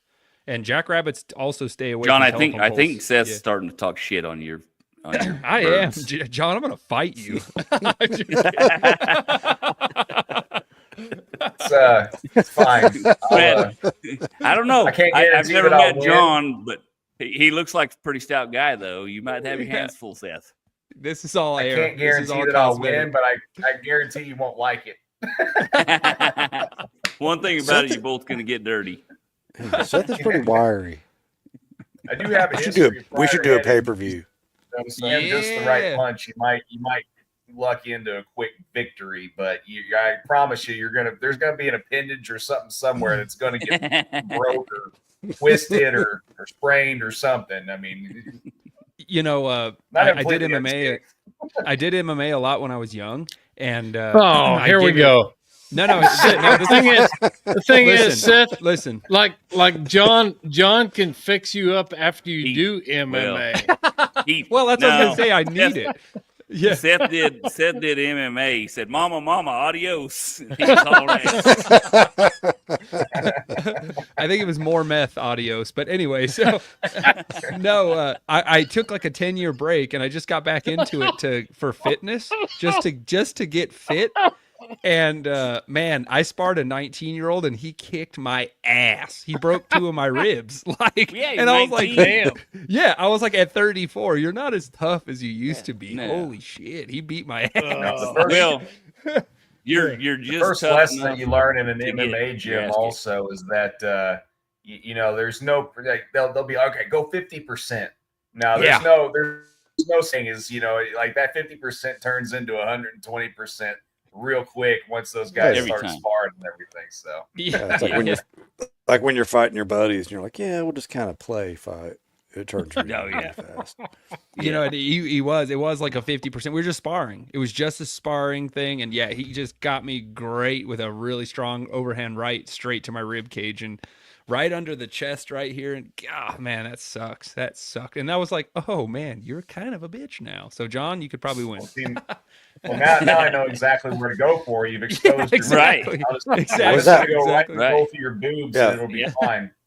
Seth, was that the right or left side? It's on my left side. Yeah. Your left side. Oh okay. shit! So he got me this dial it really in. good Dial it overhand in. right. Yeah. That's Oh yeah. No, we're gonna. All right. We need to do a charity. We need to do a charity fight with Seth, non-avion appreciative Seth versus Falconer.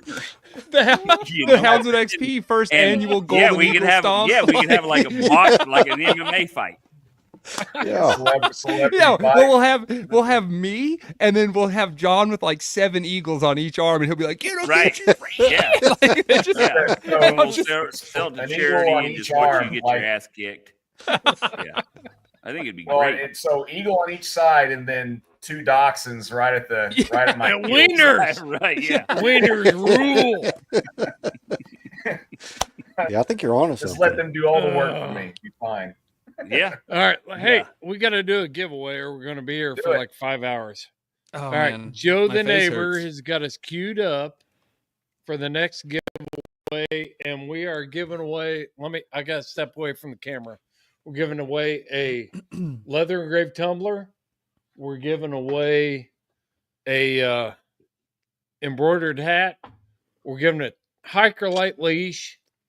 What's this Elite Nutrition products? GI equalizer and a ledged out t-shirt.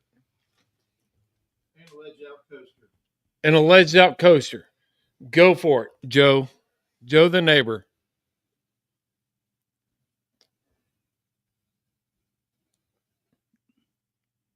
The MB feet of Chris's. What are we looking at? Robin Lovelace. Robin Lovelace. You have won that package. T-shirt, leash, GI equalizer, embroidered hat, and a ledged out laser engraved tumbler. Joe, where's Robin from? Can you tell? I just think that's interesting for some reason. I don't know why, but Yep, me too. I'm with you. I don't know that she commented her address or her. What? I don't know that she commented her location. He says he's lost in the sauce. gotcha. Too much traffic. He's let out. He is ledged out. Ledged out.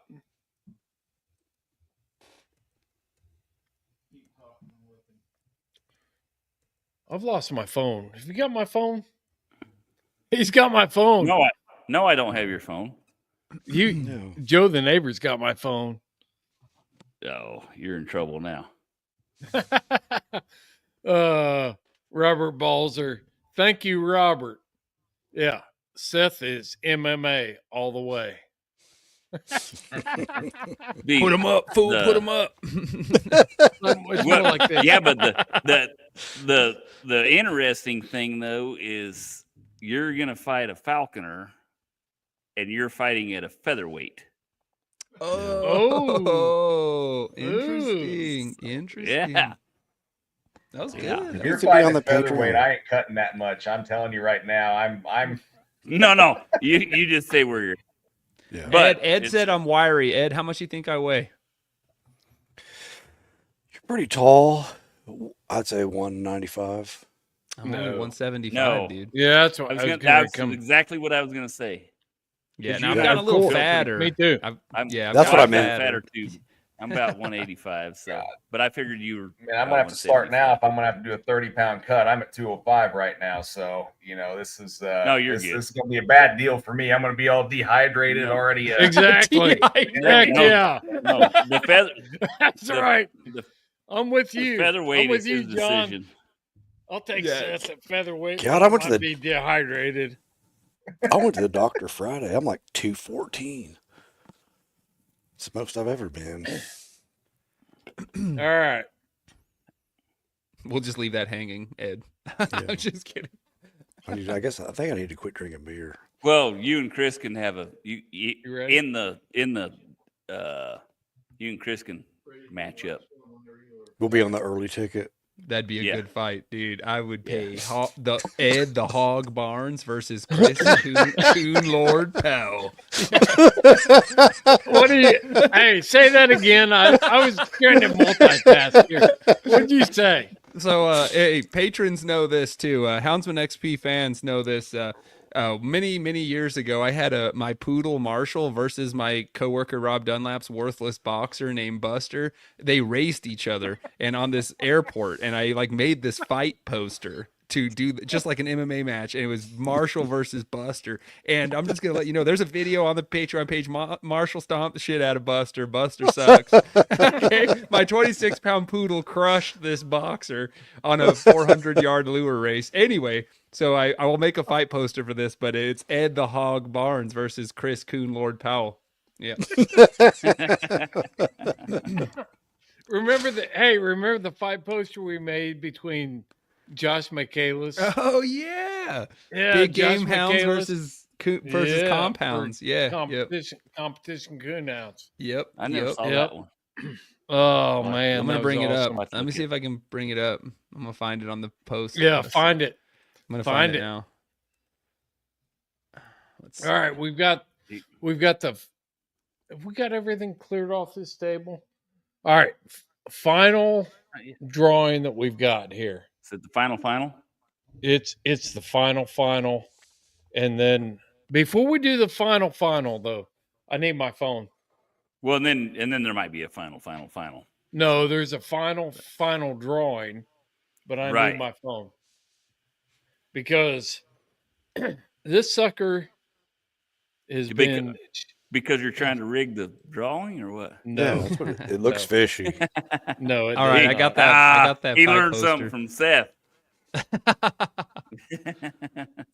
It would not be Christmas without reading Boon and the Christmas Coon. Never heard that one. Go. Sounds I've like got the to left find may it get angry because with that. it did not. It did not Put save your it. glasses on. I've got my glasses on. Oh, okay. You're too far away. We can't see that. All right.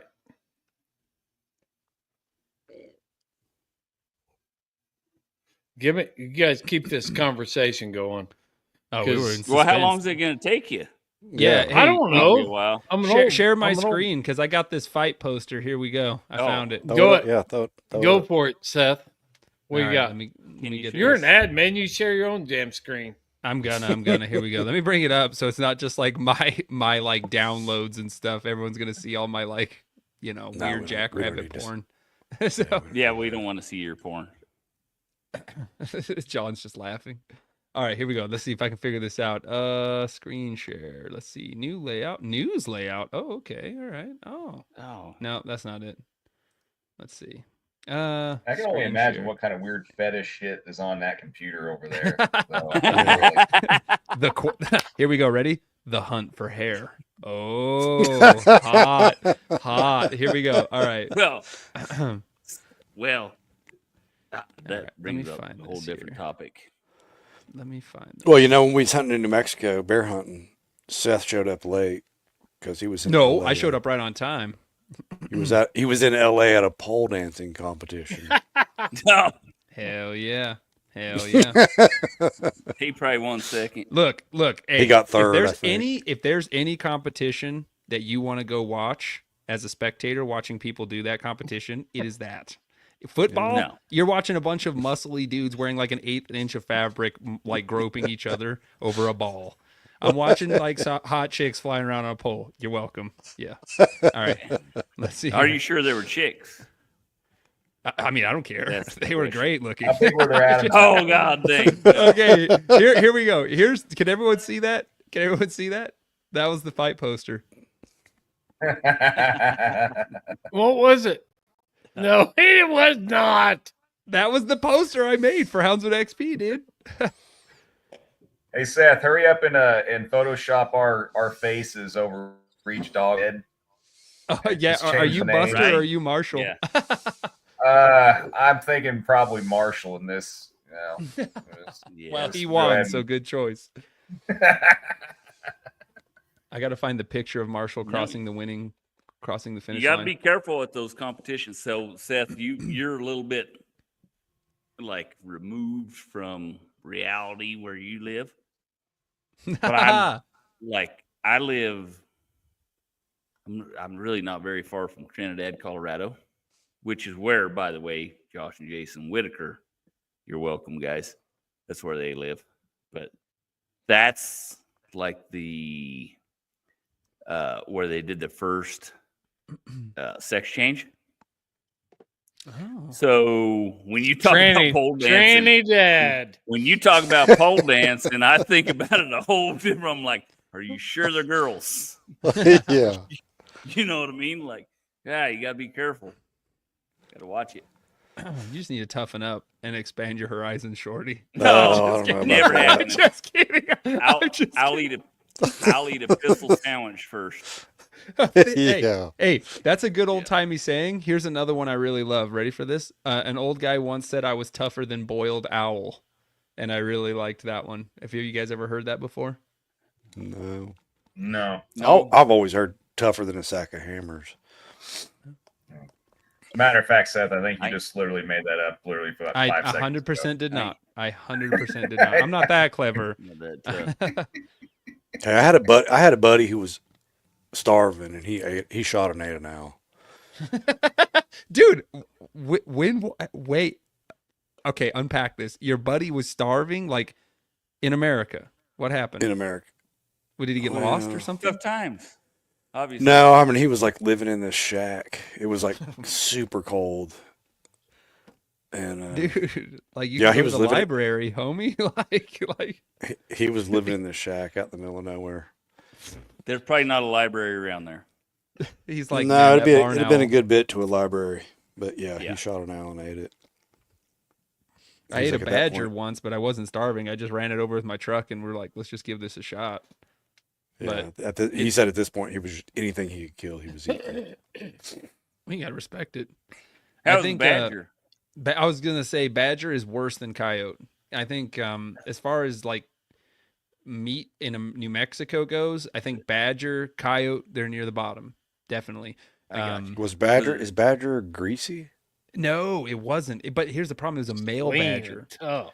Yes, and badgers smell terrible. And so you want to talk about that billy goat effect, that smell that the badger had like permeated the whole carcass. And so we cooked him in a slow cooker at my buddy's apartment, and his neighbors were like, "What's that smell?" Like, "Oh my god." Do badgers have glands like a coon? Or? So badgers are in the They got family. it 'cause they smell they're bad. they're in Mustelidae, which is badgers, weasels, wolverines, and otters. Day. And so like, Day. they have those scent glands that smell terrible. Yeah. You got them. You got the glands out. They come out with the skin. So we skinned him Okay. really carefully. But I mean, dude, that's Oh. it's just permeating the whole meat, man. It was gross. Yeah, it was super gross. We We had had worse- feeding it all to the dogs. Badgers eat prairie dogs a lot, Mhm. but so Which we is had- fine. I mean, we eat a we lot had of a trash group- animals, but yeah. No, but we had a group of coon asses out here, them Louisiana boys. Them guys are crazy as shit. They can cook, I will tell you that much. But anyways, Yes, they They'll can. eat it. They'll eat anything. they went out. Were you here when they ate the prairie dogs, Chris? Oh yeah. I've heard. I Last- did. I've heard I from, did not. Oh, I didn't No. eat it.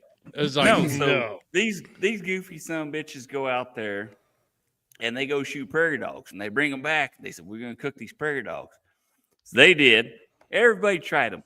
I think Chris, you and I and Levi were the only ones that didn't eat Nope. them. They were Why like, not? You going to try They're them, just Shorty? squirrels. I said, no, No. hell no, I'm not. I said, Like, there's got to be they some could people left carry to clean up leprosy. the dead bodies. No, they don't carry the Bonic leprosy. plague. That's Yes, they do. armadillos. But I That's don't care. armadillos. no, I ain't eating But that. I have Not a heard. job. I've heard from multiple people that prairie dog is some of the best wild meat you could eat. Yeah, why not? the They're fat Indians, little I know, squirrels. I do know the Indians, Yeah. and they probably are. The Indians used to eat them a lot, they're Yeah, vegetarians. Have exactly. you ever eaten groundhog? So, no, Oh man, groundhog, young groundhog, and muskrat. well, I mean, Great I've ate stuff. sausage if that counts as ground hog. Man, you are on fire with the puns tonight, dude. I'm worried about you. I don't know. I'm kind of having trouble trusting some judgment that's been drinking dirty piss water out of a urinal this whole conversation. The Coors Coming Light. from the winter, Silver King. can All right, bullshit hey, that you've been drinking this whole time. Yeah, hey, all right,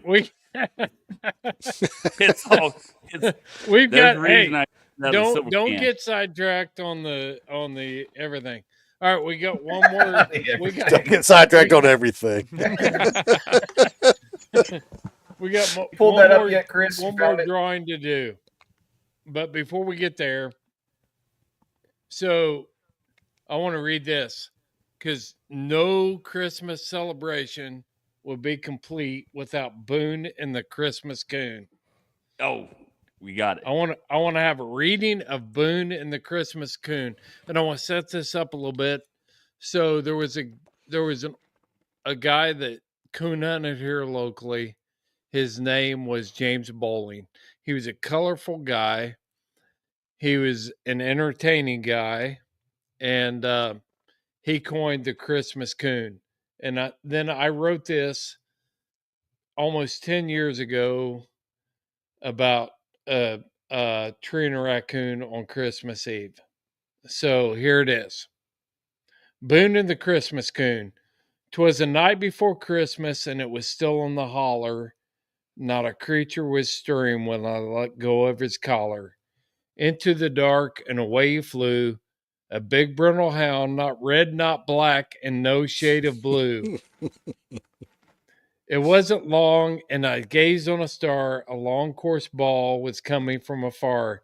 The air was damp and cool, and I hoped that soon Boone would be treed under the Christmas Coon.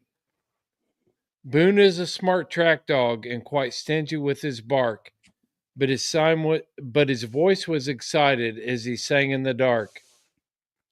I got excited as I listened to him run, and me and old Boone was having some fun. Up on the ridge and down to the stream, the Christmas Coon was running, and Boone was pouring on the steam. The woods were in a ruckus as he burned up the leaves. The best track we've run since last Christmas Eve. The race was on for nearly an hour. My chest was pumping, listening to that brindle power. Don't laugh. Don't keep it contained. I was holding mine back. Yeah, I'm trying. All right. We continue. You could feel the intensity of the Christmas Eve air. The race was near over. Old Boone was pulling some Christmas Coon hair. Up on the ridge came a long dying ball, so plain and clear a small child could call. It was a locate bark signaling the end of the trail. Old Boon has run hard, really carrying the mail.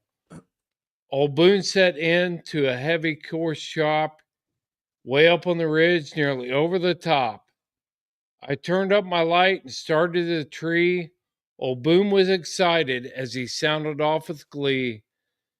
Nearly 30 minutes later, I arrived on the scene, a steep, tough climb, even for an old Marine. I pat old Boon on the head and snap on the lead. Oh, how I love to listen to this dog treat. I take a few steps back from the big wolf tree, a majestic white oak growing from the land of the free. I shine the limbs this way and that, and then there he sits with a small bag of presents and a little red hat. The Christmas Coon had been running from den to den, dropping off presents to all of his kin. He stayed just ahead of old Boon, just as scorching the earth on this Christmas Eve night, signifying our dear Savior's birth. Merry Christmas. Merry Christmas to all. That's pretty good. Merry Christmas, everybody. I was gonna talk shit until you ended it like that. But, You know what? He did that on purpose. yeah, exactly. 100%. 100%. One more giveaway. Joe, you got it? Yep. What you got? We got one more giveaway. We got a gift pack with the embroidered hat, the leather engraved tumbler. We already Joe, did the that. neighbor's doing the work. Didn't we already Yeah, do he that? is. No, it's the same thing. It's two the same.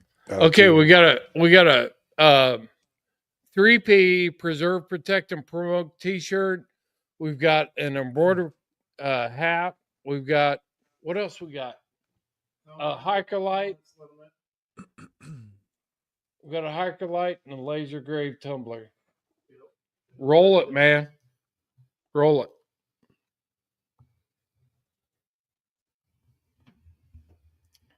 All eyes are on the big wheel.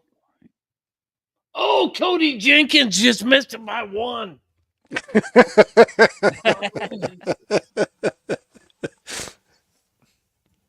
Charles Neese. Charles, if you're still watching, you have to submit your information to Houndsman XP. Go to info.houndsmanxp@gmail.com and give us your shipping information, and we'll send this package to you. And Cody Jenkins, if you missed it, I just want you to know you missed it by one. One. It was so close. Better to miss it by 100. Yeah. That's right. That's right. I hate missing it by one. There's the email All right. address. All right. That's all I got. That's all the Sounds giveaways. good. That's all the giveaways. We've talked about hog killings. The only thing we haven't talked about is Shorty's dogs getting outrun by a walking mountain lion while my dogs were tied back at the ranch. But other than that, we haven't got anything else to talk about. Shit, I my do have dogs one get thing. outrun all the time. I have one thing I do want to say sincerely on the Christmas cheer kind of side of this. You guys, we're kind of running some of our favorite episodes of HXP of all time and doing some in December. We typically do that. Chris mentioned an episode to me, and it had been, I actually hadn't heard it. And so I went back and listened to it. And I do seriously want to give a huge shout out to Ed and Tanner. I listened to the episode with Clue Anderson of the Dogmen. That was one of my favorite episodes of Houndsman XP of all time. Like, that is such a good episode. Ed, you did a great job hosting that. It was, pretty easy host job because Clue had so much to say, but that guy is a true gold mine. Like, that was a great episode. Yeah, I that got was a question super. for you, Ed. Yeah. Clue, is that the one? I listened to one. Is that the guy from Oklahoma that catches cattle and catches hogs and goes and bear hunts and stuff like that? It was funny because I was listening to that episode and he had mentioned getting a dog from Phil Lyon, which that's my ex-father-in-law. So I Really? was like, holy Really? shit. Yep. Yeah. Oh yeah. Yeah. Yep. No. And Phil was known for having some of the best blackmouth curs in South Texas for decades. So anyway, yeah, I was listening to that. I was like, holy crap. That's cool. Yeah, I mean, Clue It all is. ties back together, you know? Oh yeah, the dog hunting world is pretty small. Yeah. Well, when you but talk yeah, I mean- about good dogs, it sure as hell is. Yeah, and yeah, like Seth said, I mean, there's really no credit to me or Tanner.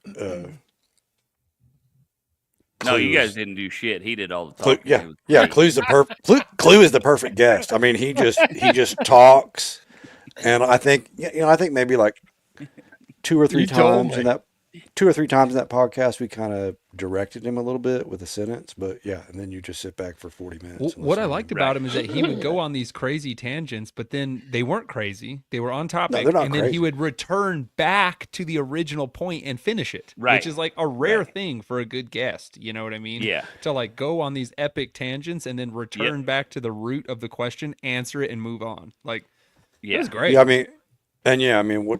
I mean, what Shorty was talking about, and Clue is a super humble guy. He's a legend in Oklahoma. When he rodeoed too, didn't he? Yeah, yeah, Or did, yeah. 'Cause that's how he. Because see, like Phil never sold any dogs. He never nothing. He would give dogs to his friends. yeah. But like to hear that name in that those dogs were in Oklahoma, I was like, oh, he had to know somebody that knew somebody. You know what I mean? It was like it was all Yeah. tied together. Clue, I mean, not to take anything away from Clue at all, but Clue had a knack for getting dogs from the right guys. Yeah. You know, he was observant enough where he Hey, you knew- got to be. Yeah, he knew where to Dude. go get those dogs. I'm just going to tell you this right now. If I go hunting with you and I see something I like, I'm going to figure out how in the hell to get it. Period. Yeah, that I don't yeah, care that who was- you are. I don't care where you are. I don't like that's the way, in my opinion, that's how you keep moving forward is even if you're hunting cur dogs and I'm hunting hounds. But if I see something in those cur dogs that I think I need, I'm gonna figure out how to get it. Yeah, Whether and I it's think through that's you or, you know what I mean. Like you got to be always striving to figure it out. Yeah, and I think that's a really often overlooked aspect of being a good dog man is not necessarily having the best dogs. I mean that sure Correct. helps, but No. being able to spot those dogs. Well, and You know. like when I go hunting with someone else, I'm not looking to impress them. I'm looking to see what the hell they got. Yeah, It Yeah. not to try to knock them or not anything else, but if I go hunting with somebody, I'm like, I want to see some good dogs, and if they got them and I don't, I need to up my game and figure out how to get it. You know, yeah. I mean, usually if I go I hunting with don't go to somebody, jealous. yeah, if I go hunting with somebody that I don't normally hunt with, I'm not going to run my dogs. I'm going to watch their dogs. Correct. Yeah. 100%. Yep. And I think that's- that's a little bit rare nowadays. I think Yeah. it's kind of like people go hunting with other guys to like show the other guys what they got, you know, or Right. getting a pissing match about who's are better. Like there'd be a bunch of times I go hunt with somebody, you know, from it might be close, it might be far away, and I won't even bring a dog. If I do bring a dog, they're just going to stay in the box most likely. I'm there to watch. I'm there to see. It's an opportunity to look into a world that you don't normally get to look into and see well, how you You- measure up. and I think Ed, that's a great lesson for young people. And I always kind of just have done my own thing. I wasn't trying to teach people or do whatever. But anyways, years ago, exactly what you're saying played out. I went I got invited to go on a lion hunt out in West Texas. 2 legendary houndsmen. I showed up. They called me, invited me. I showed up. I didn't have a damn dog in my truck. They said, "Where's your dogs?" I said, "I ain't bringing no dog." So, "Well, why not?" I said, "I came here to learn shit. I didn't come here to watch my dogs." I said, "If I had my dogs here, I'd be paying attention to them, what they're doing, what they're not doing, this and that." I said, "I came here to watch you guys and learn what and how you 10-4. do things." And I think that right there, and not only that, I did learn a shit ton because I wasn't watching my dogs. But at the same time, I can go hunt with those guys anytime now because they're like, he's not here to try to whatever. But and those guys are great friends. They're but I can go hunt with them anytime. It's not now. whatever. I mean, this whole houndsman dogman culture is just it's run a lot on egos, and you just Yeah. check your ego, shorty. And he's like, I'm not here to try to say that your dogs are not good or my dogs are better. It's like, I'm here to learn. I'm here to be a student. I'm here to learn. And that's what we've always done with Houndsman XP, is try to set ourselves up as students and share what we know and what we've observed as greater knowledge. That's what it's all about. That's it. Yep. Yeah, I mean, if you went into a math class and your goal was to like trip up the teacher, catch them saying something exactly wrong, show them you were better, you're not going to learn anything. Right. No. No. And man, I've been blessed, and I've met some like what I consider to be honest to God dog men, and the one thing that I've noticed in every last one of them was they were super, super humble. So when I see these guys who are the opposite of humble, I'm just thinking like, you got a tough road ahead of you, you know? Yeah. And not,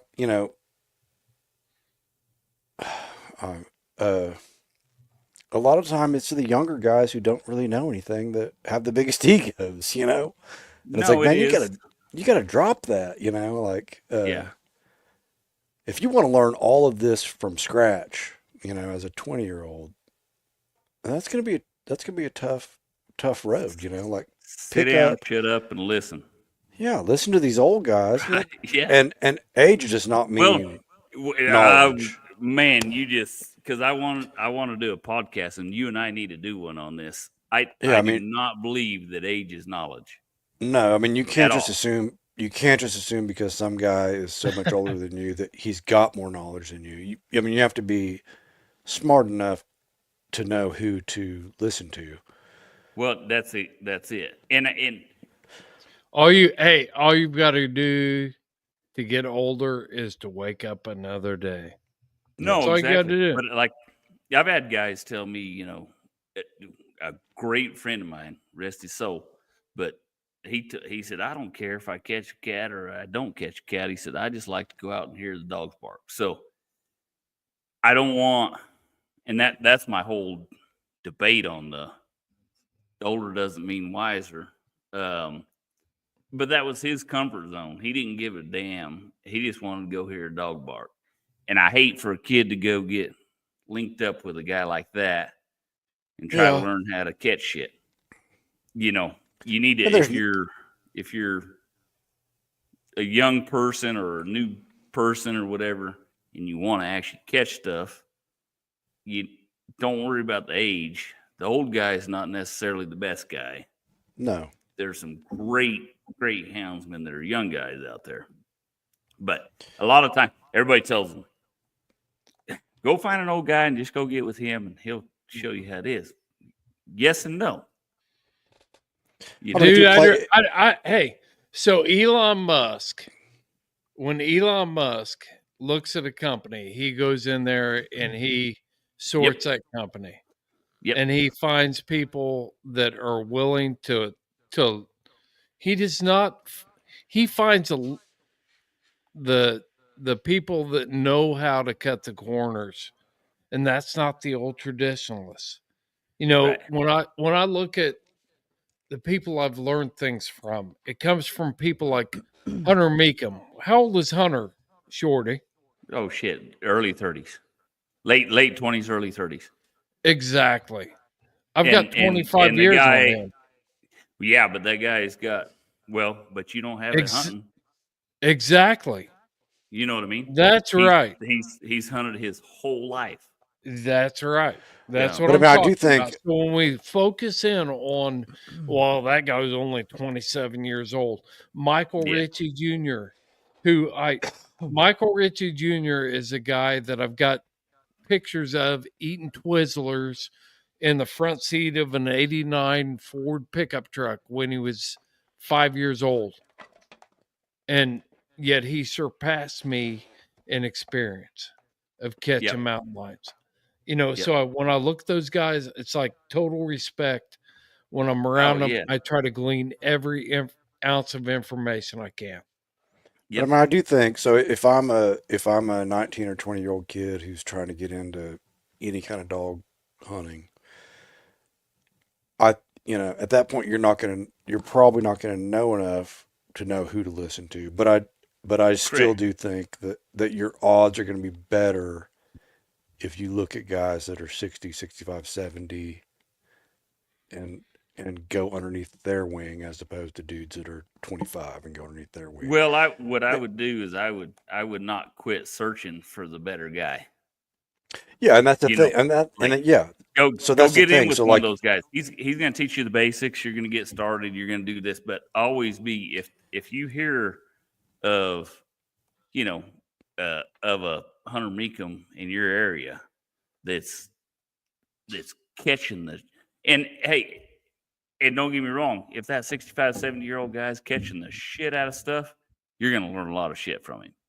But if he's Yeah. catching one now and again, and you got this young kid over here, not kid, I call him kid because he's half my Younger age. than you. But yeah, right. So, but anyways, Yeah. you got this young kid over here is catching shit all day, every day. It's like you need to go over there. Don't And just get the in with thing some is, old guy and think that's cool. no. So like I said, I mean, you have gotta to you have to get enough knowledge in the beginning to even know Correct. who to listen to. Correct. And man, I've went hunting with a slew of people that if you watch their social media, they were the real deal, Right. and Yeah. they turned out not to be the real deal. No, exactly. You bet. So you have to, yeah. I mean, you gotta get your information up to a level where you can know who to go look at. No, correct. And in today's day and age, and I'm not saying I'm a great guy, whatever. You're welcome to message me, whatever, anytime. But I was mentoring a young kid who wanted to fight It's bulls not about plots. the other day. No. And but anyway, this kid was wanting to fight bulls. He's like, "What should I do?" So I was asking him a bunch of questions. I was like, "Okay, like, what's your experience? What's this?" What I said, "Okay, there's a guy in your area. This is his name. You need to go look him up. Tell him I sent you. This guy is a fantastic bullfighter. He's retired, but he can help you get to where you want to be, and he's local, so he knows the guys. He knows when they're going to buck out over here, or whatever. Like he can help you, but don't. He was looking for a school to go to. I was like, no, you need to go get some on the ground experience before you go to one of those schools. But even then, I don't think all the schools are great. Like, I don't think they teach you 100% what you need to know. Can I weigh on something too, real quick? Go. Yeah. So real quick, again on this also, and this applies not just to dogs, but especially falconry too. And just to interject real fast, I think it's also important to learn from experienced people, but it really helps to really do your due diligence out with a bunch of different people and absorb initially also, and try and figure out what kind of personality is going to fit yours best to learn from also, because Right. Oh yeah. Right. you know, it seems like it's a common sense thing, but if you're eager to learn something initially, you're not going to really be thinking about the compatibility aspect of things. You're going to be just thinking about, I just want to learn this, whatever. But if you get into it, and even if the person knows their stuff and is, you know, really competent, catches a lot of game, whatever, Yep. it's still got to be compatible with your personality too, because if they're not, you're just going to be spending the whole time, you know, wondering what you're doing with the bastard that's just treating you like shit the whole time or whatever, and you're not going to learn anything because you're so focused on all the negatives going on too. And I mean, it's a very important part of falconry also, and you know, I mean, getting a chance to really observe the type of hunting that you want to do for yourself and learning from someone that's really competent in that. I mean, it you know, like I said, there's so many pitfalls that can to all of that. You know, you really got to vet who you're, you know, really learning from. And Yes. I always tell people getting into this stuff, especially, it's okay. It's spend 2 or 3 seasons or 2 or 3 years or something, just really absorbing and really trying to figure out, you know, what this romanticized notion in your head, you know, is if it's really what you really want, or if it's just something that it's kind of like the flavor of the month for you. And then if it's more than that, then finding the right person to learn from is so important, I think, too. Yeah, I've said the same thing. So like in hog hunting, there are, you know, it differs from, you know, rabbit hunting or coon hunting, and in part bear hunting. And there's so many different styles of hog hunting and styles of dogs. So, you know, when young guys who are wanting to get into it, I give them the same advice. I'm like, go hunt with a bunch of different guys, because like one style is going to suit you. So, you know, if you live in an area where you just have small properties, you're going to hunt a different type of dog. So your terrain is going to dictate the type of dogs you have. And then also just part of it is just what feels good to you, you know, whether you want to run rough dogs, loose dogs, long dogs, short dogs, whatever.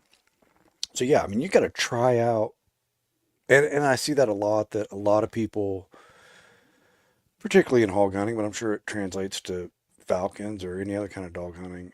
Oh, does our world too. The big game, same. Yeah, they haven't hunted another way, so they only know one way, and that's all they know. So whatever you're doing, it doesn't even have to be dog hunting or falconry. Like anything you're into, like go watch as many people do it as you can, and then find the one that fits your personality or your style or whatever.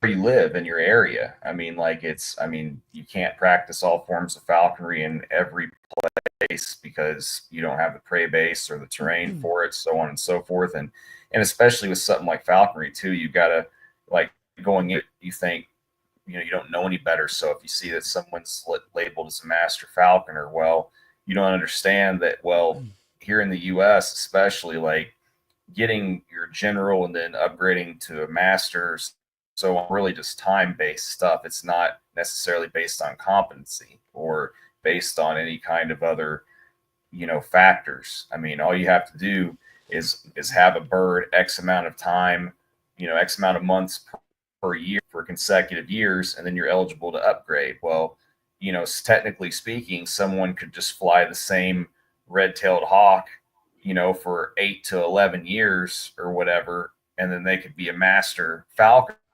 Ever flown one bird theoretically.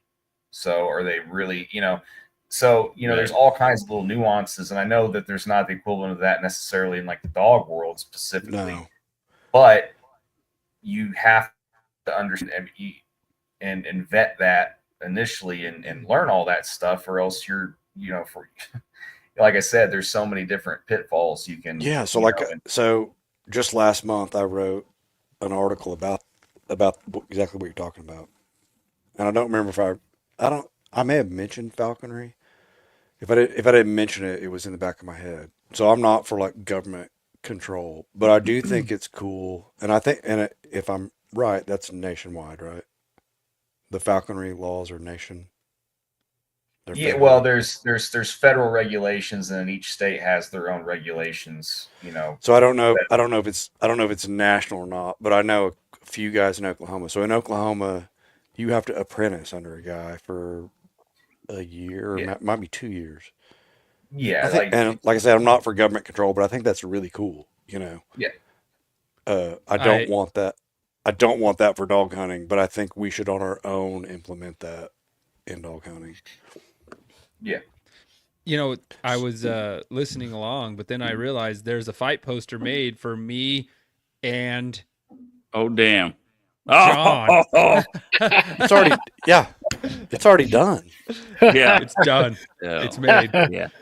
Now put our heads on that. Oh, yeah. Matt, We're doing that. you go ahead and stick your head on the jackrabbit. I'll stick with the eagle. It's fine. I don't It's have- fine. I don't have my glasses on, Seth, but what's the date on that? This is April 1st? Let's Need do, to do that. I need 12 to get looking No, like that well, rabbit, so I need to get my let's steroid 12/22, prescription. 2024. There you Oh, go. it's in a couple And there's like days. There's like a plot hound ready to decimate that jackrabbit right there. So, yeah. I mean, Hey, I don't understand. I mean, you can be stacked and have all this veiny muscles and everything. All I got to do is plant a tree next to you, and you'll die. So, A cowardly retreat. A cowardly retreat. Yeah. Plant a tree. Plant a tree. I die. Oh. Hey, let's Low bring blow. this in and wrap it up. So, I want to thank everybody for tuning in tonight and participating. This is the greatest team in hound hunting. There's no doubt about it. I want to thank everybody, each one of these guys that have showed up tonight, because they really do think about how to preserve this lifestyle every day, preserve, protect, and promote. And so I want to wish all of them a Merry Christmas. I want to wish you a Merry Christmas. And we can't forget this guy back here behind the scenes, Joe the neighbor. There he Thank you, is. Joe. There you go. With the pink headset. He does more than you will ever know. And Yep. Corinne is down there processing all of your orders that come in to the Houndsman XP shop. And make sure you follow up with us on at info.houndsmanxp.com. If you got selected for a prize tonight, give us your shipping information. We want to ship this stuff out to you. So, guys, I just want to wish every one of you a Merry Christmas. And I want to wish all of our audience a Merry Christmas. It's a very special time of year for me. Yep. No, Merry Christmas to all. I Thanks. appreciate that, Chris, from you. But yeah, Merry Christmas to all our listeners and all our friends and all our fellow houndsmen. It's a very special time. We all know that. And but anyhow, good to be with you guys. Merry Christmas. All right. Likewise, Yep, everybody. it was fun. It likewise. was really See you fun. in Nashville. What are you saying, Joe? Shorty, see you in Nashville. Yeah.